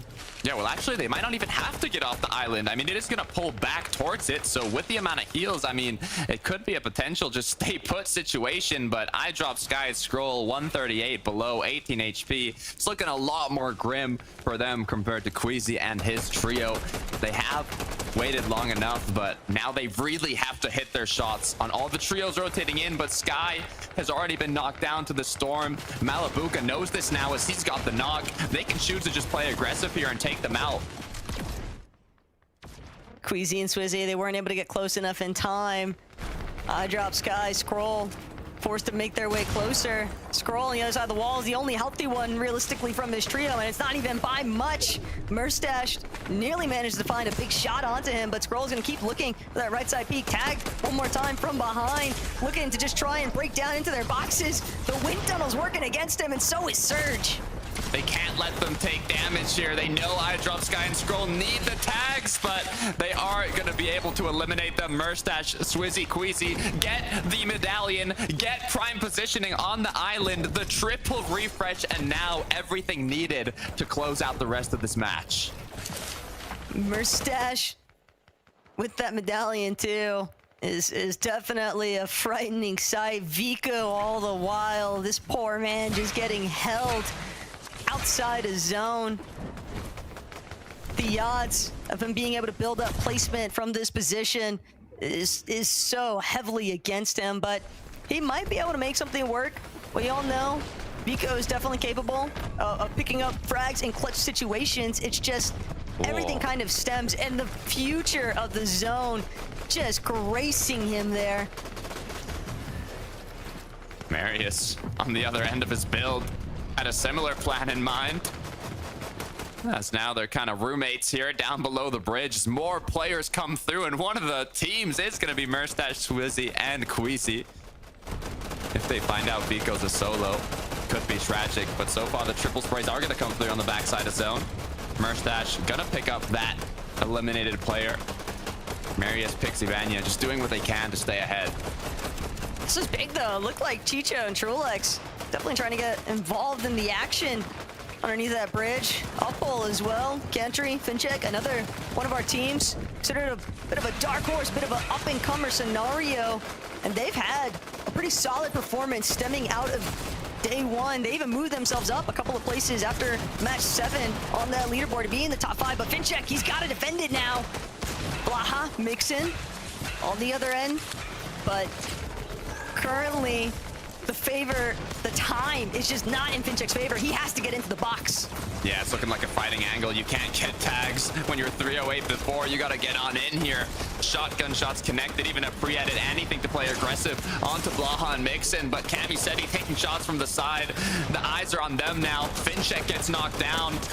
Upple, it's all up to him as the shots come through, but his teammate explodes right in front of him. Gets the refresh, 87 above. Floppers put the good use, but now they have to withstand as a duo with just a little bit of damage above the threshold. He's at least still got Contry with him though, so maybe they'll get a chance to kind of squirm their way through that low ground. Teeny Svi though, they are feeling the pressure. Surge continuing to just tick away at their HP bars. Chino not gonna get the chance to TP away just yet. Teeny taking a good chunk of his HP with it, but Teeny's also cracked. TV's just so low. Team's bound to scat out the fact that this is a weakened player. That's what he needed, though. He needed that damage. It's exactly what he got now. Just a bit of time to pop those big shields and regroup with his team. They're ahead of zone. This could be good. All they have to do is recuperate what they lost, but Haris doesn't have any heals. Teeny just had a couple bigs. I don't even know what Skavi has. This is looking worse and worse the more I inspect it, as Malabuka is going to be the trio on the other end of their builds. Here, I would just look back, see if they can get tags on the trios rotating in, as they still do need more damage. They'll likely have to forfeit front side of that low ground. Healthier teams are going to have it in their sights. Vanya, Pixie, Marius still dealing with the likes of Surge as well. 7 below. A singular shot is all that separates them from the ability to have time to think about where they want to trek next. They're still making it work, just 15 above now currently, but they need to TP ahead. Teams already establishing themselves on height are going to shut them down if they don't make it the front side soon. Haris has lost his team, now left alone. Is going to recuperate what he can, but with the Oni mask coming through, 30 HP, it's going to be a difficult one to come out from. Malabuka, Ping, and Walks are going to get the triple Oni mask ahead of zone. Good job playing into the zone there. You tank a bit, but it's what it takes to get a front end position. Now it's all about claiming space, blocking off the others. And what a surprise! It's Queasy, it's Merstash, it's Swizzy once again claiming the high ground. They would have liked a little bit more match though. These wood builds are bound to be chopped out by teams sitting in the mid-ground layers. Atris, though, just trying to remain as hidden as possible. Doesn't want anyone to recognize him. Malabuka, big tag from behind. Not enough, though, to even draw his shields. Pixie now gonna keep trying to keep his intention towards height. Merstash even gonna play a little bit of disruption factor here, make them reconsider if they actually want to have those floors open above them. And Merstash tagging teams as they continue to try to move frontwards. You called it out. It's a red flag. Only wood on the high ground. It's free pickings for the opposing trio, saying these guys must not have a lot of mats. We can maybe even contest it. And that's exactly what Mr. Savage, Mongrel, and Panzer had in mind. With 47 builds, a bit more hard mats, they might just be able to successfully overthrow this. Savage won a game yesterday. Savage trying to win another one here today. Marius just trying to keep moving his way forward. He is so smothered with all these other teams. Pixie, though, what a massive shot. That refresh gonna buy him a little bit more time onto the likes of Chicho. But still, they have to tank a little bit of storm here. They know they can't be the first ones in, but that pull back saving them. huge as they now don't have to continue with the rotation. Just wait and go on backwards. Merstash, though, popping his minis to just recuperate that little bit of shield back, as now the aggression is going to go out to Marius. They connect one shot, not enough to get the knock, though. Good news is Merstash does have that medallion, but high ground, it's getting contested once again.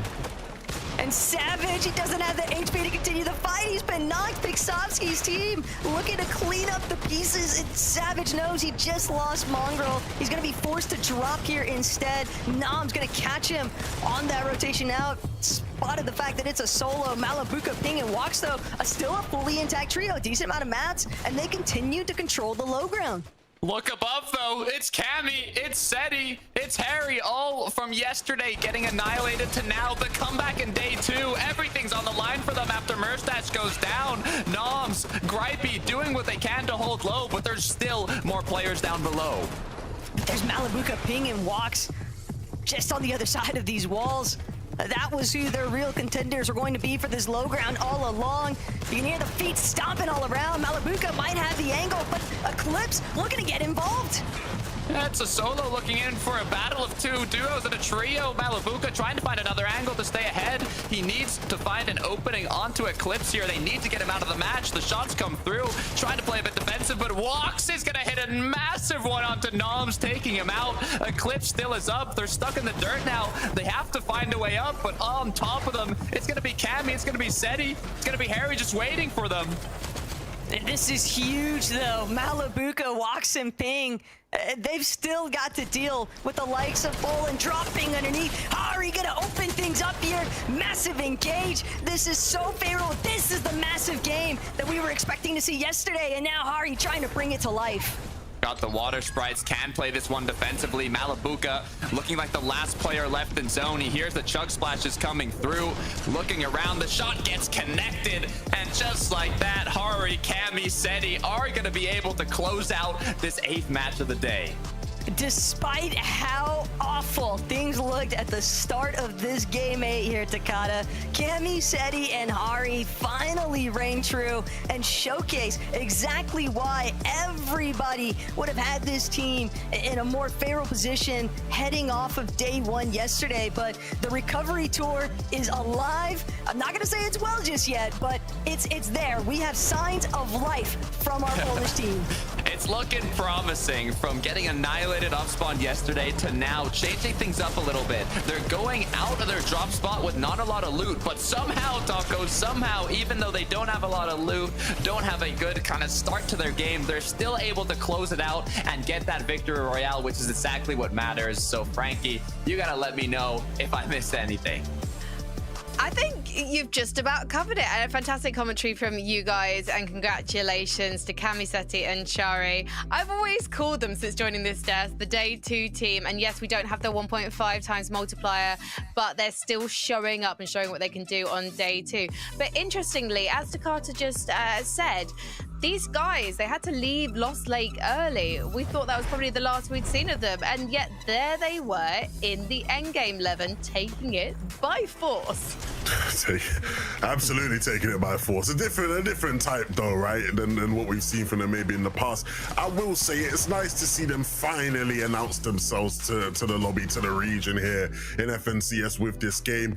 Hari, again, showcasing why they wanted to pick this guy up. The talent showing us some nice little peaks, some edits, you know, good movement there, especially at the end here. You see with the invis, nice little swing to the right. Malabuka can't do nothing about it.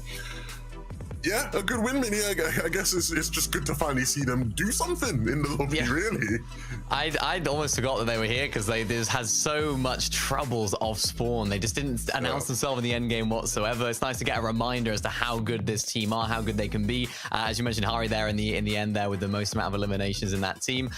Could this be the catalyst now? Could this be the moment where they can kind of pick things up? I really hope so. I think, you know, where we may have thought they were going to be at the beginning of the weekend is well out of sight now, but they can make something of this. They can try and make a decent performance after this weekend. Frankie said they are the day 2 team. Day 2 team. Called it. So I'm waiting Welcome to the Major 1 finals, Cammy, Seti, and Hari. We'll be talking about them and plenty more of our brilliant trios after this break.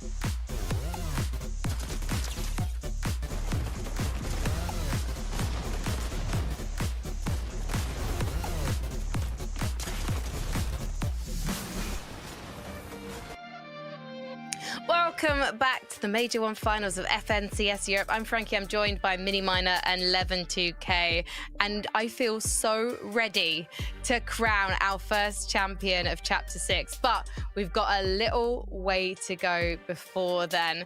So why don't we break down what happened in game number 8, boys? We're looking at the standings and seeing how they've impacted things. Because Cammy, Seti, and Cherry, they might have just taken the victory royale, but we won't see them on page number 1, Mini, because they didn't have the best start on day 1 of the finals.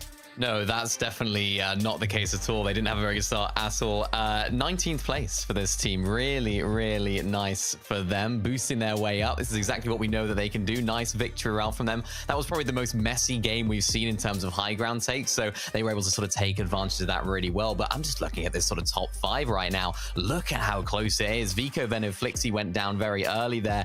18th place. So they didn't get any placement points there. And that's why their points haven't gone up too much. But look at that. Ping, Wox, Malabuka closing in really, really closely right now. And it's all down to this game right here, Levin. Really, really nicely played. A second place, of course, in the end. And I mean, wow, this is exactly what I expected from this team. And I'm really glad that they're starting day 2 with a plum right now. The standings are so volatile, but it's good to see these guys rising. Because when I was doing my VOD reviewing and research going into this final, the one thing I loved about this team is that they very much remind me of like Malabuka and Mustache way back in the day in duos, where like you just don't want to be on the same layer as these guys in mid game or in end game, sorry, right? Like they're just a nightmare to play against, and you give them the opportunity, they are gonna make your game, make your life so difficult. And again, if they can keep playing like that, keep putting them in those situations in the end game, they're gonna cause havoc in this lobby, and they're gonna keep rising in those standings and give Veno, Vico, Flixie a good run for their money. And just a reminder, if you missed yesterday's pre-show, Mini Miner actually predicted Malabuka's trio to take the Acts of Champions, whereas Levin put them as the runner-up because Levin actually put Vico, Veno, and Flixie. So the two of you are looking like your competition is going to be the fiercest of all. These trios are representing you. Your reputations are on the line. Let's talk about the mid-game of the game that we just saw, because there was a lot of focus on the island this time. We had 3 parties going at it. One of them, yeah, even more than that. But as you can see, though, Levin, in fact, you know what? Don't just see. Tell me what happened. Yeah, so look, already this is very different to what we were seeing on the island the first day, right? And it's something that I was waiting to see if it would happen, because for any of our NA enjoyers watching the show right now, you would have noticed that there were a couple of games on NA that didn't look like this, right? Where you have a lot more teams on the island, different teams claiming certain islands. And in this game, there was about 4 or 5 different teams that were up here at some point. iDrop's team eventually go up here. They end up getting a big beam onto Veno. They take him down. They push Veno, Vico, Flixie, take them out of the game. But they're still low on Surge. Nefrizzi's trio was like, I don't want any problems in this. Like, there's way too many people up here. This is not what we signed up for. They dropped down. Queasy, Mustache, and Swizzy, though, waited for the perfect timing. They waited. They knew if they played a long game, they were going to win it out. And I think, Mini, now we're going to see the island look like that in a lot more of these games, especially on some of those northern poles. I think we're going to see 4 or 5 different teams up there. Yeah, definitely. And I think it's going to be less of that sort of path to victory now that more teams are going up there. We saw it with Queasy, as you mentioned. They, of course, ended up being the team that managed to claim the island. But what happened when they took high? They didn't have the materials to hold on to, because they were battling it out with all the other teams that were up there. So now, once that was the island, that was the sort of easy win condition for these teams. Get up there, make sure you save all those materials. Now you have to fight for that position. And that, of course, expends so much of that material and that ammo that you were saving from doing it previously. So that's why Queasy's team didn't quite have as good of a day there. But I'm excited to see how this island dynamic changes now throughout the rest of the day. Levin, what does this mean for Veno, Vico, and Flixie's game plan? Because we saw them rotate early. They didn't go for the medallion. That went to Mustache in the end. I'm just wondering, given that it was such a key part of their game plan in day 1, do you think that's going to change today? No, I think they just need to be a bit more aware and play the long game a bit and realize that realistically they can handle anyone in a fight. They just can't give early damage away like they did to iDrop's trio. All right, well, everything's to play for the Acts of Champions, but also the island itself. So let's head into game number 9 and let the showdown begin. Thank you, Frankie. So many things to keep in mind. Island battles, off-spawn engagements, continuing forwards. I mean, we had Cammy, Seti, and Harry who came out, I mean, basically in shambles from their drop spot and ended up winning the whole match. So going into game 9, Taco, I don't know what to expect. Yeah, it's just really impressive how teams are able to essentially find themselves or put themselves into those winning positions despite what might look like a relatively scuffed early game. So Shogun's Arena, though, is going to be the real key factor here, I think, for me, as far as our top 5 teams are concerned. And we'll get into the action now with Game 9.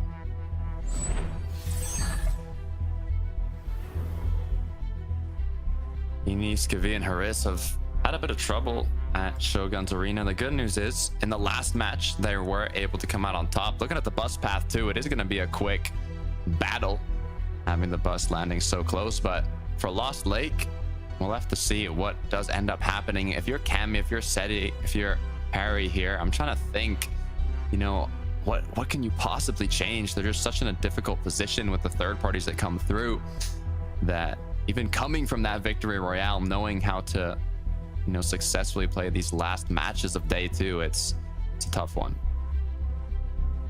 Seaport City and Lost Lake are just 2 central locations on the map where seeing any form of success, considering the way that the competitive meta has essentially extended towards fighting on the outskirts of the map being the priority, but fights are still going to have to take place here. Merstash wins the drop, though. Big pump to start things off.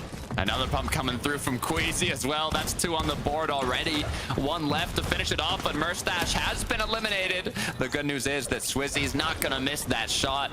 And just like that, before you can even look at your surroundings, the early game engagement is gonna go in favor to Queasy and Co. But for Camiseti and Hari coming from the victory royale, it would be devastating if they get eliminated so early on in the next match, as Akira and his trio are doing what they can to hold their ground.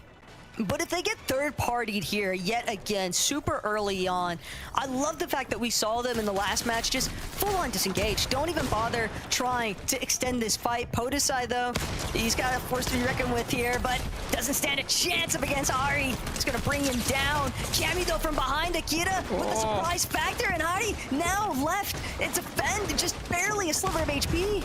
The biggest issue, there's a whole other trio coming in to join the party. Even though Akira exceeds Podesai are going back-to-back with Cammy, Seti, Hari. Now with a whole other trio looking to finish it up. This is just a repeat of what we saw yesterday. This is a tragedy as well for both France and Poland. When you really boil it all down here, Takada, it's only Hari that is left to survive from that initial engagement. And he's gonna have to sit tight for a while, because it really does seem as though Bifro's team is fully aware there's still 1 member straggling around here, and they want to find him. Yeah, Granite, Kaiser's, Dynus continuing with that. You saw how quickly they were able to get from their drop spot to the third party. I mean, that was the pro of at Seaport City, how fast Merstash and his trio were able to kind of clean up that fight before any potential third parties could come through. But for Ping Walks and Malabuka, not only feeling confident going into this match with their place on the leaderboard, but also having 3 elims off the rip to back it up. How did that even happen? Volko, it's gonna be the starting point here, it would appear. Walks, big cleanup, and he just continues it as well, finding that secondary elimination onto Fastroki. Contesting Malabuka's team at Night Shift Forest is definitely a bold decision. Maybe Volko's team was hoping to try and catch them a little bit more off guard here, but Wax and Ping, when it comes to clutch scenarios, especially for Malabuka's team, they've been delivering for the most part. Yes, they have, and I mean, just gave them some free surge now in Game 9, so we'll see if they continue doing that in the last few matches, as iDrop, Sky, and Scroll are in a bit of a hustle themselves. Starkist and Frizzy on the defensive inside the box, as iDrop now has to make the decision as an aggressive trio. Are they gonna just look for separate angles to try and find an opening? Are they gonna go for a fully aggressive play? Normally when you have potential third parties like Vanya and the surrounding areas, you want to just take these soft fights. You don't want to fully go on in, because even if you end up winning the fight, if you lose one of your trio and the third party comes through, it's just not gonna end well. So I think damage is what they're looking for. It's just such a quick extension, though, from iDrop's team. So soon, aggressing southern portion at Hopeful Heights, and it's the fact that they decided to strike before Vanya's team has actually gotten into position, because all day yesterday we saw Vanya, Pixie, Varius, they were typically the ones engaging to start things off with the teams at Hopeful Heights, but now iDrop caught off guard entirely. Monet was just stealthy as ever, waiting on that turtle for him to rotate through. Gotta be careful now, as eyes are on them. iDrop having gotten eliminated leaves Sky and Scroll in bit more of a panic here, but the good news is, I was gonna say good news, I mean there's not much, honestly. They're in the middle of a sandwich that is not gonna be easy to get out of. Not the only ones trying to escape. Venno, Flixie, Vika, they've got Robin in their sights yet again. They want to be the ultimate janitors here at Lost Lake. One elimination already underneath Vika's belt, and even though Flixie and Venno still like a chance to cover some shields here, Hijo just immediately jumped the moment he was trying to break away, just separated for a second too long from his team, and Vico certainly not someone to get caught out with. Already one Elam on the board now, just kind of looking around to see if there's an opening for more, but Vico, Venno, Flixie, they're good for now. As we look back over to Shogun Solitude, Shap, Noah, and Yanis once again trying to fight for their tags. They were doing it all throughout yesterday on the southern side of the map here, trying to hold any trio they could from rotating back on north if the zone was pulling towards them. As now it is going to be Ju up above, trying to withstand the pressure. We saw Ju, Shark, and Z Andy. They're very familiar with trying to pressure teams at Shogun Solitude, coming out of their extension from the Big Bed Tunnel. But Shark, he recognized the fact Z Andy's gone down. He's got to close in. He doesn't want to allow Janice a time to actually recover, just trying to scatter his way into the box. But now Shark gonna be forced to disengage. He's got to break out of here. He knows Ju is low, and Shark's getting tagged up along the way. Finds another player, ziplining in. Does he know? It's what's on his mind as the third party comes through. It looks like Shark was able to play the sneaky route out of it, as Yanis, Chap, and Noah are just going to try and play defensive. They know there's more trios looking to join the party here, so it's that much more risky to do anything aggressive. Chap, get a review of what went wrong for Z Andy. Just trapped and nowhere left to run. But the real interesting part here, Takada, is the fact that one of our original teams from Shoguns is actually making their way back in, Uix team. And considering their initial tussle with the Teenies, it's surprising that they would still want to revisit. Farm picks Demus, though. We saw them pop off in game one of the day. Now we are in the third, which is ninth match, as the pre-edits are going to come through, continuing with their aggression. I'm hoping the confidence stays there no matter what happens, as they didn't fully commit to it, but they definitely wanted something. They saw other players kind of coming in from the back end, and now they're thinking, oh, this might be a little too risky for comfort. But they're going to stay around and see if there's any openings. The big thing, though, that might just favor Pix's team, considering how aggressive we've seen them naturally be throughout the course of this Major 1 Finals. It's been how they've carved their name into the leaderboard in the first place. So this might actually be an entire environment they could thrive in. They've got to just be careful, though, wary of not over-peaking, essentially. I do like that they are giving some grace period against Group A's team, because they know Pink, Tino, they're all kind of lurking around as well. They got 22nd in the last match, so it would be quite tragic if they end up going down again in kind of the mid game as they look for those fighting tags. So it might just cause them to play a little safer, but we know that this trio likes playing aggressive. They're good at it, and they've shown that they can stand against some of the veterans in the lobby, as Pink, Chino, and Nebs are going to want to join as well. Pix gets a nice little trade-off, as I think this is all they're looking for. They can't go for a full commit here. It's more just trying to maybe even get a knock, just damage. The shots come through. They hear the shotguns. A potential opening now onto Rezoid. This is getting so messy so fast, and Pig, Storm, Demas, they've used up the bulk of their material. Pump Power, not exactly an optimal spot for refarming when there's this many teams surrounding you as well. All the while, Teeny over by Night Shift Forest now. HRSV, they've entangled themselves with Chap and Noah Riley, but Teeny waiting for the right-hand peek.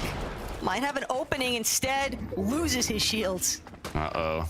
Good news is more than enough heals. Bad news, Chap is not going to let him pop them. Pressure comes through. There's a whole other duo, it seems, or even trio coming in from the storm as well, so it's only a matter of time. Hopefully Haris is able to kind of keep his awareness on check, look around, and spot that trio once they get closer. But the Onimas seem to be coming through here, and it looks like they're going to try and make an escape as Teeny tried to cut him off. There's just way too many opponents, teams, that they'd rather hold on the edge instead. Ju was successful in bringing back Z-Andy with the reboot, but now these teams that are going to be so late upon making their interest a zone, Teeny recognizes it immediately. This is a handicap player, essentially, because Jude doesn't have his teammates close by to try and back him up just yet, and they don't necessarily have the loot either to take that fight. And finally, it looks like the tussle at Pump Power is coming to an end potentially, but there's some new trios kind of joining the party as they hear their shots. You can see for yourself at the bottom right on the mini map. More engagements happening in the surrounding area once again in Storm, as now Darm, Pix, and Demas have to kind of decide, are they going to go towards those shots? Are they going to use it an opening? Or are they just going to try and go around and safely make it to zone? All of these teams just held each other for so long here at Pump Power, and no one was really seeming to budge. But Teeny, he's trying to get this battle to happen here, does manage to get the elimination onto Shark finally, but it comes at a steep price. Giannis and Noah Riley on the other side, they've picked off Skvi, and now Teeny finds himself in a position where if he exposes himself too soon, he'll get ripped apart. Yeah, Chap continuing to apply pressure from above. He knows Haris is alone in this box. He has his teammates by him. He just can't get caught off guard. He can't get boxed up himself. As he continues to fight a shot onto Haris, Giannis got cracked. Noah, incredibly low as well, forced to pop some heals, as now they're going to be switching to the defensive. As Team's going to take this chance to kind of run away. And once again, trying to recuperate this match. He's got the exact same idea. He's just got to sit tight, especially when you know that there is a trio so close nearby. But despite the successive measures that Giannis, Jeff, and Noah Riley have had in terms of finding the one-off elimination or two, it hasn't necessarily given them a spot where they can try and go for that winning moment. That's what teams really need to try and transition a lot of these mid-game engagements towards, is those end-game winning moments. And I think being able to be healthy enough to actually challenge the teams that are going for Shogun's Arena consistently is a big element of that. Yeah, yesterday we saw how powerful the players that ended up securing Shogun's Arena were. I mean, how well they were placing from it. And this isn't like yesterday. They don't have another 6 matches to play tomorrow. These are the last matches of the EU FNCS Major Finals for Major 1. We are in game 9 out of 12. So, I mean, the clock's ticking for these players, and some of them need bigger matches than others. But as we look back over to Shogun's Arena, we have Merstash, Queasy, and Swizzy. This time around, without pressure from another trio. Nowhere near as many visitors as match 8, but that could be a bad thing here for Swizzy. He's got to be real careful with who he's trying to pick his battles with. It's tough because sometimes you think you'll have the overall advantage just being so high up on Shogun's Arena, but when you start to actually take a peek off those edges, other teams in their surge bases, like what Flixie's attempting to do, they're going to keep good tabs on you. Yeah, they got that one elimination earlier on in this match and haven't chosen to continue kind of fighting as much. I mean, we saw in terms of the stats, I think they were at the most damage with shotguns compared to AR in the early to mid games. So they're a lot more comfortable with those close range engagements in terms of tags, but it worked out quite well for them in the first match today, which was game 7, where they got to the end game without too many eliminations and were able to just absolutely frag out once they had that end game under control. So looking to have kind of a repeat of that this time around for another big game. Glimpse at that top 5 leaderboard, though. Only 1 point separating first and second place. Vico, Veno, and Flixie know that they cannot afford to take another early exit from this lobby. They don't want to allow the opportunity for Ping, Wax, and Malabuka to actually try and leapfrog over them. The longer you can stay in the driver's seat as far as that first place position is concerned, the better off your odds are going to be once we actually draw towards those 11th and 12th lobbies here today, Takata. But right now, HRSTDSV, they're just hoping for any sort of combat situation because they need a refresh. They need it desperately. They might have bandages to work their way into zone, but they can tell Chapno, Riley, and Janice, they've sniffed out this stealth maneuver. Yeah, they've got the fishing rods, trying to just get what they can, and Tini, Haris, Skavit looking for a 3-2-1. The good news is both trios have a good amount of damage. Bad news is Tini cannot make a single footstep here, as it will be seen. So all they got to do is kind of hold on to the patience, wait for Noah, Yanis, and Chap to disengage, and just like that, go for the 3-2-1. Have they secured the knock onto Yanis? Yes, they have. The patience paid off, as now the aggression is going to come through. That opening to play extra aggro as Tini looks for a wall, get right on in to the knocked player Yanis to recuperate that loot. The question is now, do they continue forwards as Chap hits a huge shot, causing them to back up now? If Chap's able to pick one off here, this would be massive for the trio. But all of those fish that Chap and O'Reilly Yanis just spent time acquiring, now having already been squeezed away from them, essentially, HRSTDSV finding that elimination onto Yanis is a big opener for their conversation as far as game 9 is concerned, because they definitely are going to need the surge with the way they've been playing the fringe for so long, but it's still not going to be easy. Chap and O'Reilly, though, definitely not happy. Mongrel, Mr. Savage Panzer, though, looking like they might even want to fight for something here. Panzer got up close and personal. One of the Elim damage leaders going into today as they continue to kind of find any opening. It's Uppel, it's Finchek on the defensive, but so far with the regroup coming through and the zone that they just pulled, I don't think they want to get too aggressive here, as they're almost in prime positioning, not counting the Rift Island. That's the main issue, is that Shogun's Arena being directly above where the zone is pulled in their current position. Sure, Savage managed to find a good knock onto Eoic, but now he's got to deal with the team way up on the high ground that can just continuously look down on him and spray him out should he keep trying to fight. Yeah, this is going to be very big for Queasy, Swizzy, and Merstash, assuming that they're still up there. But for Veno, he's been taken out completely. Vico, Flixie left as a duo as Vico, just 1 HP, gets knocked as well. One of our top competitors to take home the trophy today of Major 1. Now looking more grim. 2 of our teams in the top 5, though, Pix, Demus, and Darm, they're sitting in 4th place position. They know that they are looking at eliminating the #1 leaders in this lobby, but Flixie will manage to bring Vico back with a revive. They've at least been able to create enough space to force Demus, Pix, and Darm to come to a halt. Still, they are looking incredibly low here as far as everything else you would desire to try and make their way through this endgame. And they know they've just got to get a move on. Even as a duo, they can still try to hold somewhat of a mid to low ground position, try and get some of those extra placements going. What's good, though, is due to them pulling the zone here, I mean, even if you're Pix, Demus, and Darm, it might even be beneficial to build up 1 or 2 boxes, so you have sight of all these players rotating in. But I mean, like you said, with the Rift Island right above them, it just makes this whole situation that much more complicated.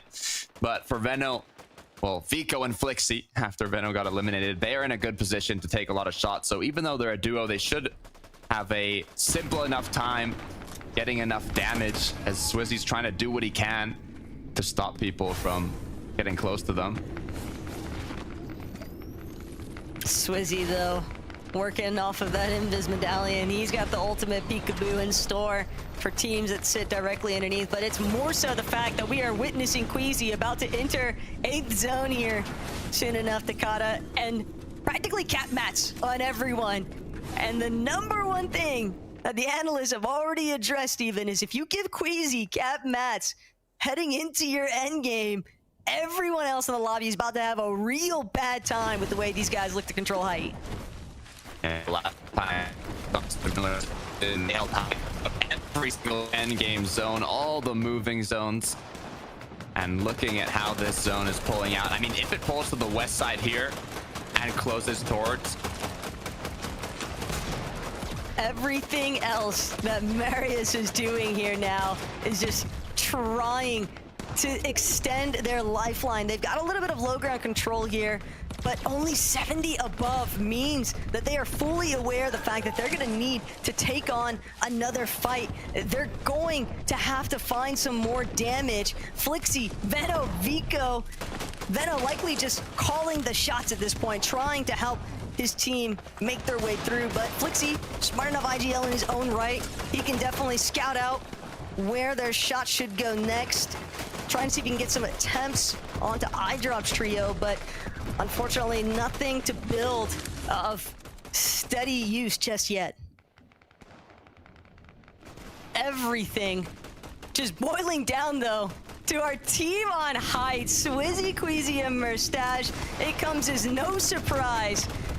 That quick stat as well. Only team who have not been hit by Surge in our top 15 here. And for all these other teams that are struggling underneath them, they are just suffering immensely. Atris, we've seen him play from Tatter, sticks and stones all game long just about, but he'll be eliminated. Those guys on height, Pix, Demus, Darm though, they've definitely found what they were after as far as brawls are concerned, and they're gonna continue trying to just break their way through the mid-ground, but they've got to be real careful. They got to make sure they're watching their backside. Pixie opening up the ceilings, triple spray, not going to be enough just yet though, but Marius, Vanya, Pixie, one net benefit is the fact that they are at least sitting just slightly above that surge damage threshold, and Flixie now looking to take over. Let's see if Flixie's going to be able to make something happen here alongside Vico. They've been playing as a duo for this whole end game. Every single moving zone, they've lost their partner. But if they want to take home the prize, if they want to win Major 1 of the EU FNCS Finals, they have to come out strong here and at least pick up a decent amount of points. King Malibuka walks, though. They don't mind playing from low. Although, they definitely know they're going to have to do something about height eventually. Vico, Flixie, they're also trying to ensure that teams moving further ahead aren't going to have the opportunity to get the positioning that they want. Instead, they're going to look to TP in. Demus, Darm, Pix, still controlling the low ground, though. Issue is 118 below. They need to find something. Their full trio, incredibly healthy. They have everything in their favor to get those tags. All that they have to do is execute onto it. It's Pink on the receiving end, as now they're going to focus on the rotation. They need to make it to zone. Pixie, Vanya, they recognize the fact that there's so many teams just up and over where they're currently situated. Monet, though, a solo potentially, and Pixie, he wants what Monet has to offer as far as Siphon Materials is concerned. Just another 4 points off the eliminations too, but Pixie can't manage to connect, and it'll be a drawback instead. Marius, though, the surge just not gonna allow him the chance. He is down and out once you get ticked one time too many. Yeah, you don't get knocked down, so it's a full elimination. The timing on that is absolutely tragic. But for Demus, Pix, and Darm, there's a bit of faith as Pix is just on a sliver of HP, but he's not not been knocked down yet. Meanwhile, up in the clouds, contesters for high ground. We thought it was going to be Queasy. We thought it was going to be Merstash, Swizzy, but it looks like it's Panzer, Mongrel, and Savage that want to crush that dream. They want to take the high ground, but the issue is so much pressure even from below. This is going to be a tough battle to overcome. They're just going to immediately try and fly towards that front side. They know that it's going to be a matter of time before Swizzy, Merstash, Queasy look to challenge them. Flixie and Vico still keeping this one alive, but the builds are running so incredibly thin. They're going from the backside of zone. They scouted out the TP, though. Nathan getting lit up, but Flixie not able to fall back and look to finish it off. They're getting so much value, though, playing as a duo from the start, and they're not even finished as Nathan gets knocked down. Another elimination for Flixie and Vico as they continue to make their way towards zone. The Siphon keeping Flixie alive barely as he makes it in with just 9 HP. How is he still up? He knows that there's players directly behind him. He doesn't have a moment to stop and think. He's just got to keep barreling forward. Pixie, Vanya, a duo in their own right in the mid-ground layer. They can also see there's Trulex directly underneath them, but they don't have the chance just yet. Malabuka take it out. Merstash, Swizzy, and Queasy, they're the only ones controlling height, and they've taken out Flixie with it. All the top teams getting taken out one by one, and the leaders of the pack up in the clouds is Merstash, Queasy, and Swizzy. All they need to do now is close out this game, but Pixie, Vanya, with just 10 HP left, he goes down. Vanya left as a solo now. Pure chaos on the low ground. Trulex gets knocked down, but Vanya goes down, and Merstash, Queasy, and Swizzy take home the victory royale. Queasy knew if he wanted to keep his name in the contention for our first place spot on the leaderboard, they would need another win, especially considering that Vico and Flixie held on for so long there. Placement points still building for sure, Takata, but that victory royale is a game changer for Queasy. Oh yeah, they were 5th place going into this match. All the teams they were taking out were trios that were above them on the leaderboard. You know there was a smile on their face as they were getting closer and closer to glory. And now with that victory royale launching themselves up to the leaderboard, we are going to have an incredibly close end to this EU Major Finals. Respect the fact that Savage, Mongrel, and Panzer tried to strip height away from them, though. For a moment, it looked promising. You have to remember, Panzer, he got pretty fragile yesterday. He was leading 2nd in damage throughout the course of our Day 1 Major Finals, but here, Merstash, Swizzy, and Queasy, they were not going to let this opportunity slip by them. They knew that they had to close out after how promising everything looked on top of Shogun's Arena. And not only did they close it out, but they closed it out with a significant amount of eliminations, which is going to give them just that much higher of odds to bump themselves up that leaderboard. So I need 3 amazing people to break down what just happened. Frankie, Lev, and Minnie, take it away. Thank you so much, guys. You know what? I love how Taco basically called that victory royale before we really even went into the end game. She clocked that Queasy had the cap mats. And then it was kind of plain sailing from there, Minnie. Yeah, it was. I mean, Queasy took island, very different to what we saw in the previous game where there was only Queasy, Swizzy, and Mustache on the island this time. And yet again, we've seen it so much this season, Levin. We broke it down last week. When there's a team like that up on island, when it's Queasy in particular, saving all those materials, getting all that Storm Surge damage, prime position to then take height, it's not looking good for anyone else. Although Mongrel and company did try and take it, but it was just, there was just no match. Yeah, I mean, look, it felt like a bit of deja vu watching that game from Queasy and them. You mentioned Mongrel and them going up. I mean, you know, Mustache, just couple quick bangs and they all went down, right? Like, that's what these guys have been about this weekend. It's what they've been about in this game. They're taking out big names and they are trying to be the biggest names come the end of this weekend. I mean, look, I wasn't expecting it to be such an easy ride, right, going forward. I talked about how I thought more teams would be going up for Ireland, like what we saw in that last game, but I know they'll be chuffed with how that one went. Again, it felt like deja vu. They've played that game so many times this season, a bit of a walk in the park for them. Well, you know what? We've got 3 more games, and I think the tension and the pressure is really going to be piling on our trios right now. So we're going to head for a quick break, and when we come back, we'll have even more FNCS coming your way.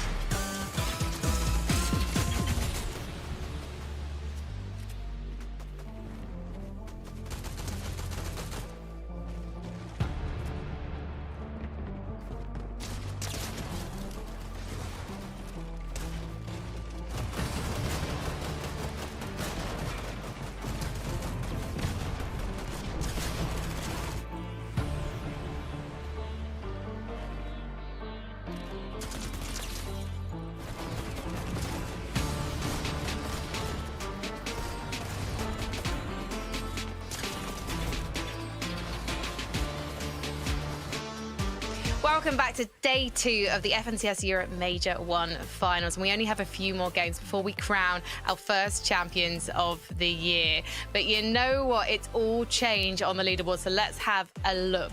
Because Queasy might have had a slightly inconsistent day 1, but his trio are now really in contention for that top spot. They are racing up the leaderboard. And actually, if you look closely, Levin, there's very few points between 5th and the top. I mean, yeah, look at the gap once you start going up from 5th, right? We're talking about almost 100 points there between 5th and 6th. And it's really heating up. I feel like every single one of these games now, Mini, like one of these teams just has like a really nice game, and then like a couple of the ones at the top maybe are a bit quieter, just to keep it as narrow as possible as we head into the last couple games. It's exactly what we want to see when we're looking at this overall finals. I mean, that was a huge game from Vico, Veno, and Flixie. I mean, of course, mainly Vico and Flixie in that end game. Just the way they were able to stay alive. I spoke about it about Mustache at the very beginning of the show, about how important it is to make sure you can make the most of these games when maybe your team isn't quite in best position, you don't have the best materials, maybe you're not all alive and healthy in endgame. These are the moments that really win you grand finals and the Major 1 finals here today as well. These are the sort of games that are going to really clutch up, and this is exactly what this team do best and exactly who you'd want in this sort of duo clutch situation here, Levin. Absolutely, and I think if you're actually looking at like the timeline of FNCS and EU, Vico and Flixie are the reigning champs, technically, right? If you want to look at it like that. They came off the back of a great season and a great year where they both established themselves as top players. And if I'm being honest with them, you know, I love those two, and I'm a big fan of this trio as a whole. Veno really was the player yesterday, I felt like, stepping up the most for this trio. And so it was nice to see those two showing, like, we are contributing to this success. We are going to make this happen. Even if Veno isn't here to help us in this endgame, we can get the job done. It was really nice to see, you know, all of the boys in this team right now stepping up to try and get that win. Can I just jump in and ask a quick follow-up, boys? I mean, Levin, you know Veno so well. How much do you think he's currently conscious of that leaderboard and how close his rivals are behind him? I mean, I know a lot of the boys on that leaderboard right now, and I know they'll all be very conscious of it, right? How can you not be? You back out to the lobby, you take a look at it, and it's like, you almost have that pressure of you can't mess up. There's that feeling of you mess up one hiccup, one wrong step in one of these games early on, and instantly all your fortunes changes. It's why actually, when I look at it, Frankie, I'm almost most impressed with Queasy, right? Because they're fighting off-spawn. So it's like that initial off-spawn fight changes everything for the way their tournament looks, but they're handling that pressure well. And what about the likes of Marius, Pixie, and Vanya, guys? Because they had such a stellar day 1. They were actually in #1 position at the end of the first 6 games. However, now we're seeing some cracks start to form, Mini. Yeah, not quite the ideal start to day number 2 that they would have liked. Of course, you know, they haven't quite had the best day. It's not been absolutely terrible, right? They have made a couple of these end games. They've played pretty well. I think it was the 2nd place in this game right here. So it's not been absolutely disastrous, Levin, but they've just struggled a little bit with the storm serve. We saw it there with Marius going down. I think the early stage of their game haven't quite gone as they were expecting. And the big reason as to why that's happening is what I talked about at the start of the day, Mini Miner. When you looked at the group stage and how they did their Uncon at Kappa versus how they were doing yesterday, in the group stage, there was only one team landing in Hopeful Heights in that south area, right? There wasn't a lot of action there. Yesterday, there was 3 different teams. Today in game 1, I went back and checked. There was only one team landing in Hopeful Heights in that first game. Again, there's not enough action going on in that area. It's part of the reason why we saw iDrop, Sky, and Score, I think, struggling as well in a couple of games. Yesterday, the south was the hotspot. So much was going on there. Now there's a few less teams in that area for those southern, you know, top teams to get damage on, get tags on, and to take fights with. I mean, look at the zones as well. Look at where the zones are pulling compared to yesterday. We had so many south zones yesterday. Now it's all almost the complete opposite, right? So what we saw yesterday. So huge shifts for these teams that are down on the south of the map and now falling down the leaderboard. If we look at number 2 on the leaderboard, Malibuka, Wox, and Ping 11, what exactly do these boys need to do to take over the #1 spot? Because there's only 12 points between them and first place. I think the big edge that those guys have is that they kind of anyone, I think, of these trios need to change the least. Like, I feel like they're the ones that are the steadier ship right now, where we're seeing these volatile games from Queasy and Veno's trios, you know, both of those, you know, teams loving to play for height, whereas these guys can just sort of play their own game, and I think the points will come. Yeah, and what I love about this team right now is they're actually contested in that game. by Volko's team from all the way to the north of the map. Those guys have landed here this season as well, so they have experience off spawn there. But Malibuka, Ping, and Wox, they're just saying, right, we're just going to brush you aside. We're going to take you out as quickly as possible and not let that affect the rest of our game. So really, really promising stuff from these guys. Just got to keep up that consistency on low ground. Well, let's head back to Takata and the best Taco for game number 10, because I can't wait to board that battle boss yet again. You're not the only one, Frankie. I cannot wait to see what our final 3 matches of the day look like, Takata, especially with the way that we're starting to see that top 5 of the leaderboard kind of break away with things. Yeah, it's getting extremely close between all these top teams. And I mean, Levin was talking about the only ones being contested Squeezy, but I think last game Malibuka got into a bit of a fight in the early game from Volko and his trio. I mean, they landed close to them. I'm not sure if they fully went night shift or it was just a quick fight, but we might have a bit more danger. Yeah, regardless of the circumstances of how players ended up somewhere, the reality of the situation is the map is changing, and we've got a chance to see what Match 10 has in store. So many off-spawn engagements for these top teams, but what matters is being able to make it count when you make it to that mid, to that end game. We saw what happened to Vico, Veno, and Flixie. They lost one of their teammates going into the end game, but they were still able to secure a solid match. 6th place with 5 eliminations. I mean, you can't do much better than that playing as a duo from the start, and that is exactly what you need if you want to come out on top. But I love that shout from Levin, because when you think about the entirety of Chapter 5 in EU, it was Vico and Felixi completely running things.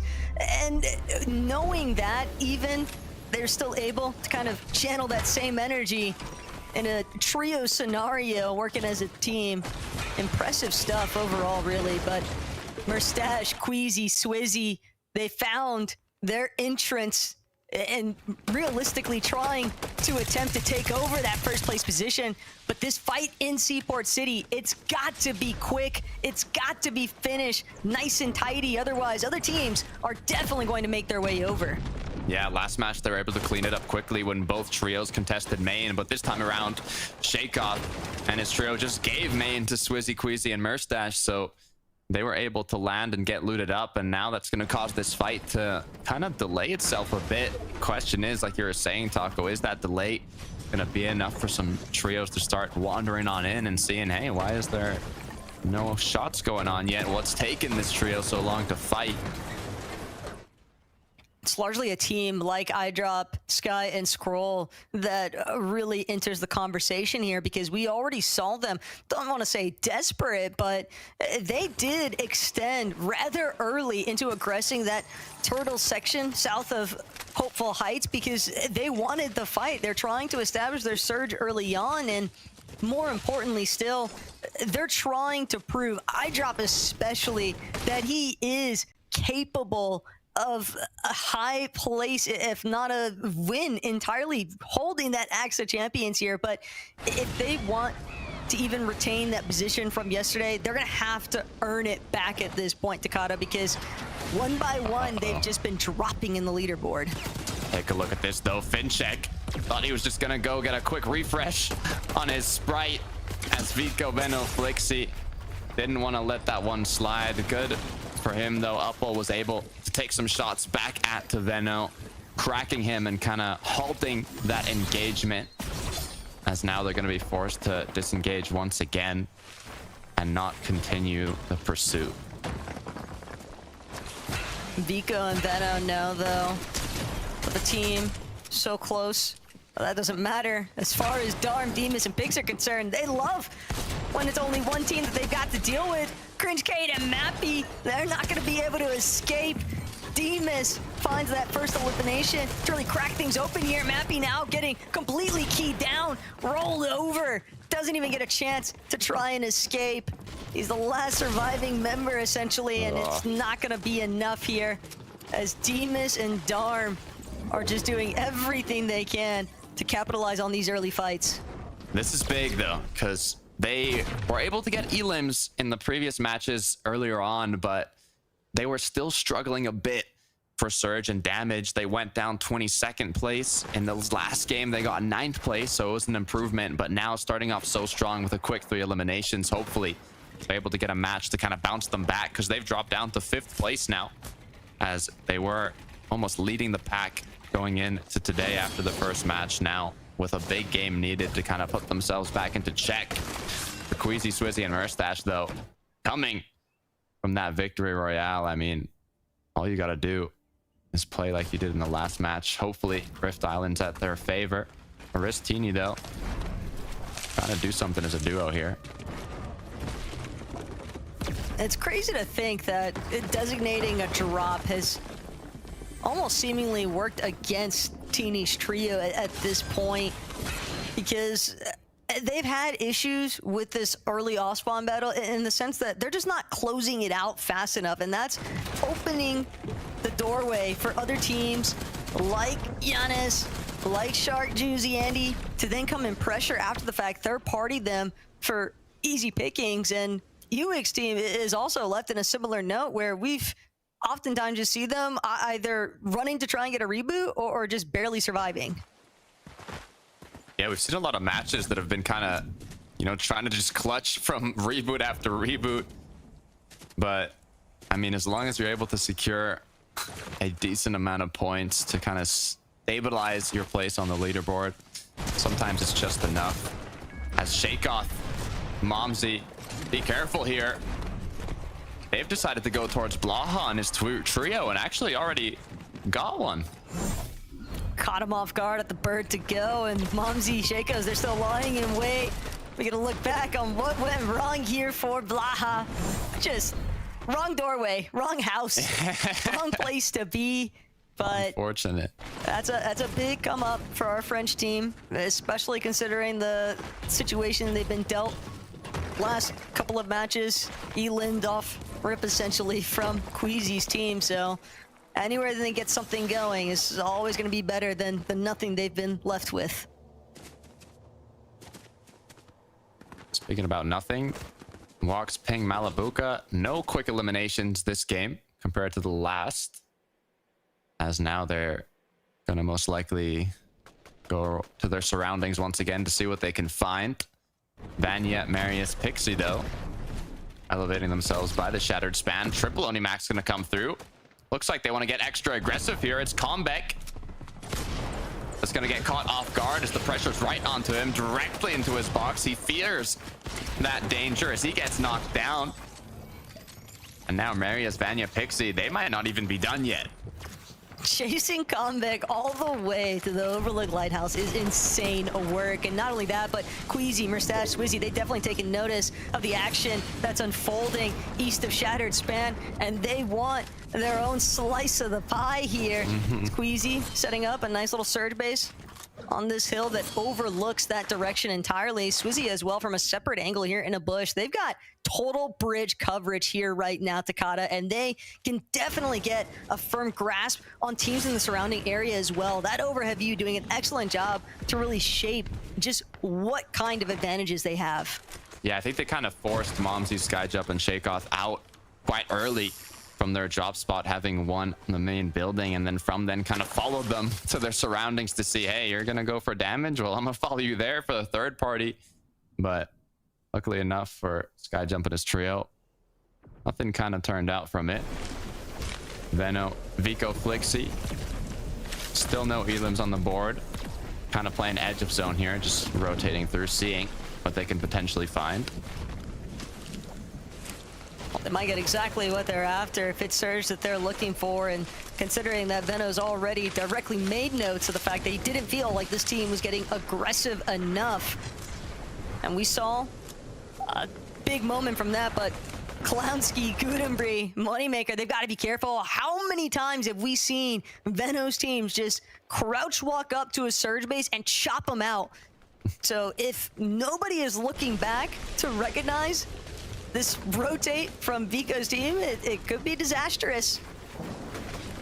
I mean, they have Moneymaker down below, so they're actually gonna go for a quick shot, build the ramps, and just like that, 2 knocks instantly. Are you kidding me, Vico? go. Flixie Venom not missing a single shot. Guden goes down. Clown shortly after, and now everything's on the line for Moneymaker as a solo. Moneymaker is devastated. Seti and Cammy as well. I mean, they were the ones that were initially looking at Gutenberg's team in the first place, and now they have to watch and witness as Veno's team just swoops in, steals those eliminations away from them. A massive amount of surge as well that they've definitely been able to establish here in Game 10. What's crazy is they got both players. Normally you do like a 3-2-1, you pick out the outfit or whatever that you can kind of distinguish the player and just focus the same one, but they got both of them. Like, that was insane.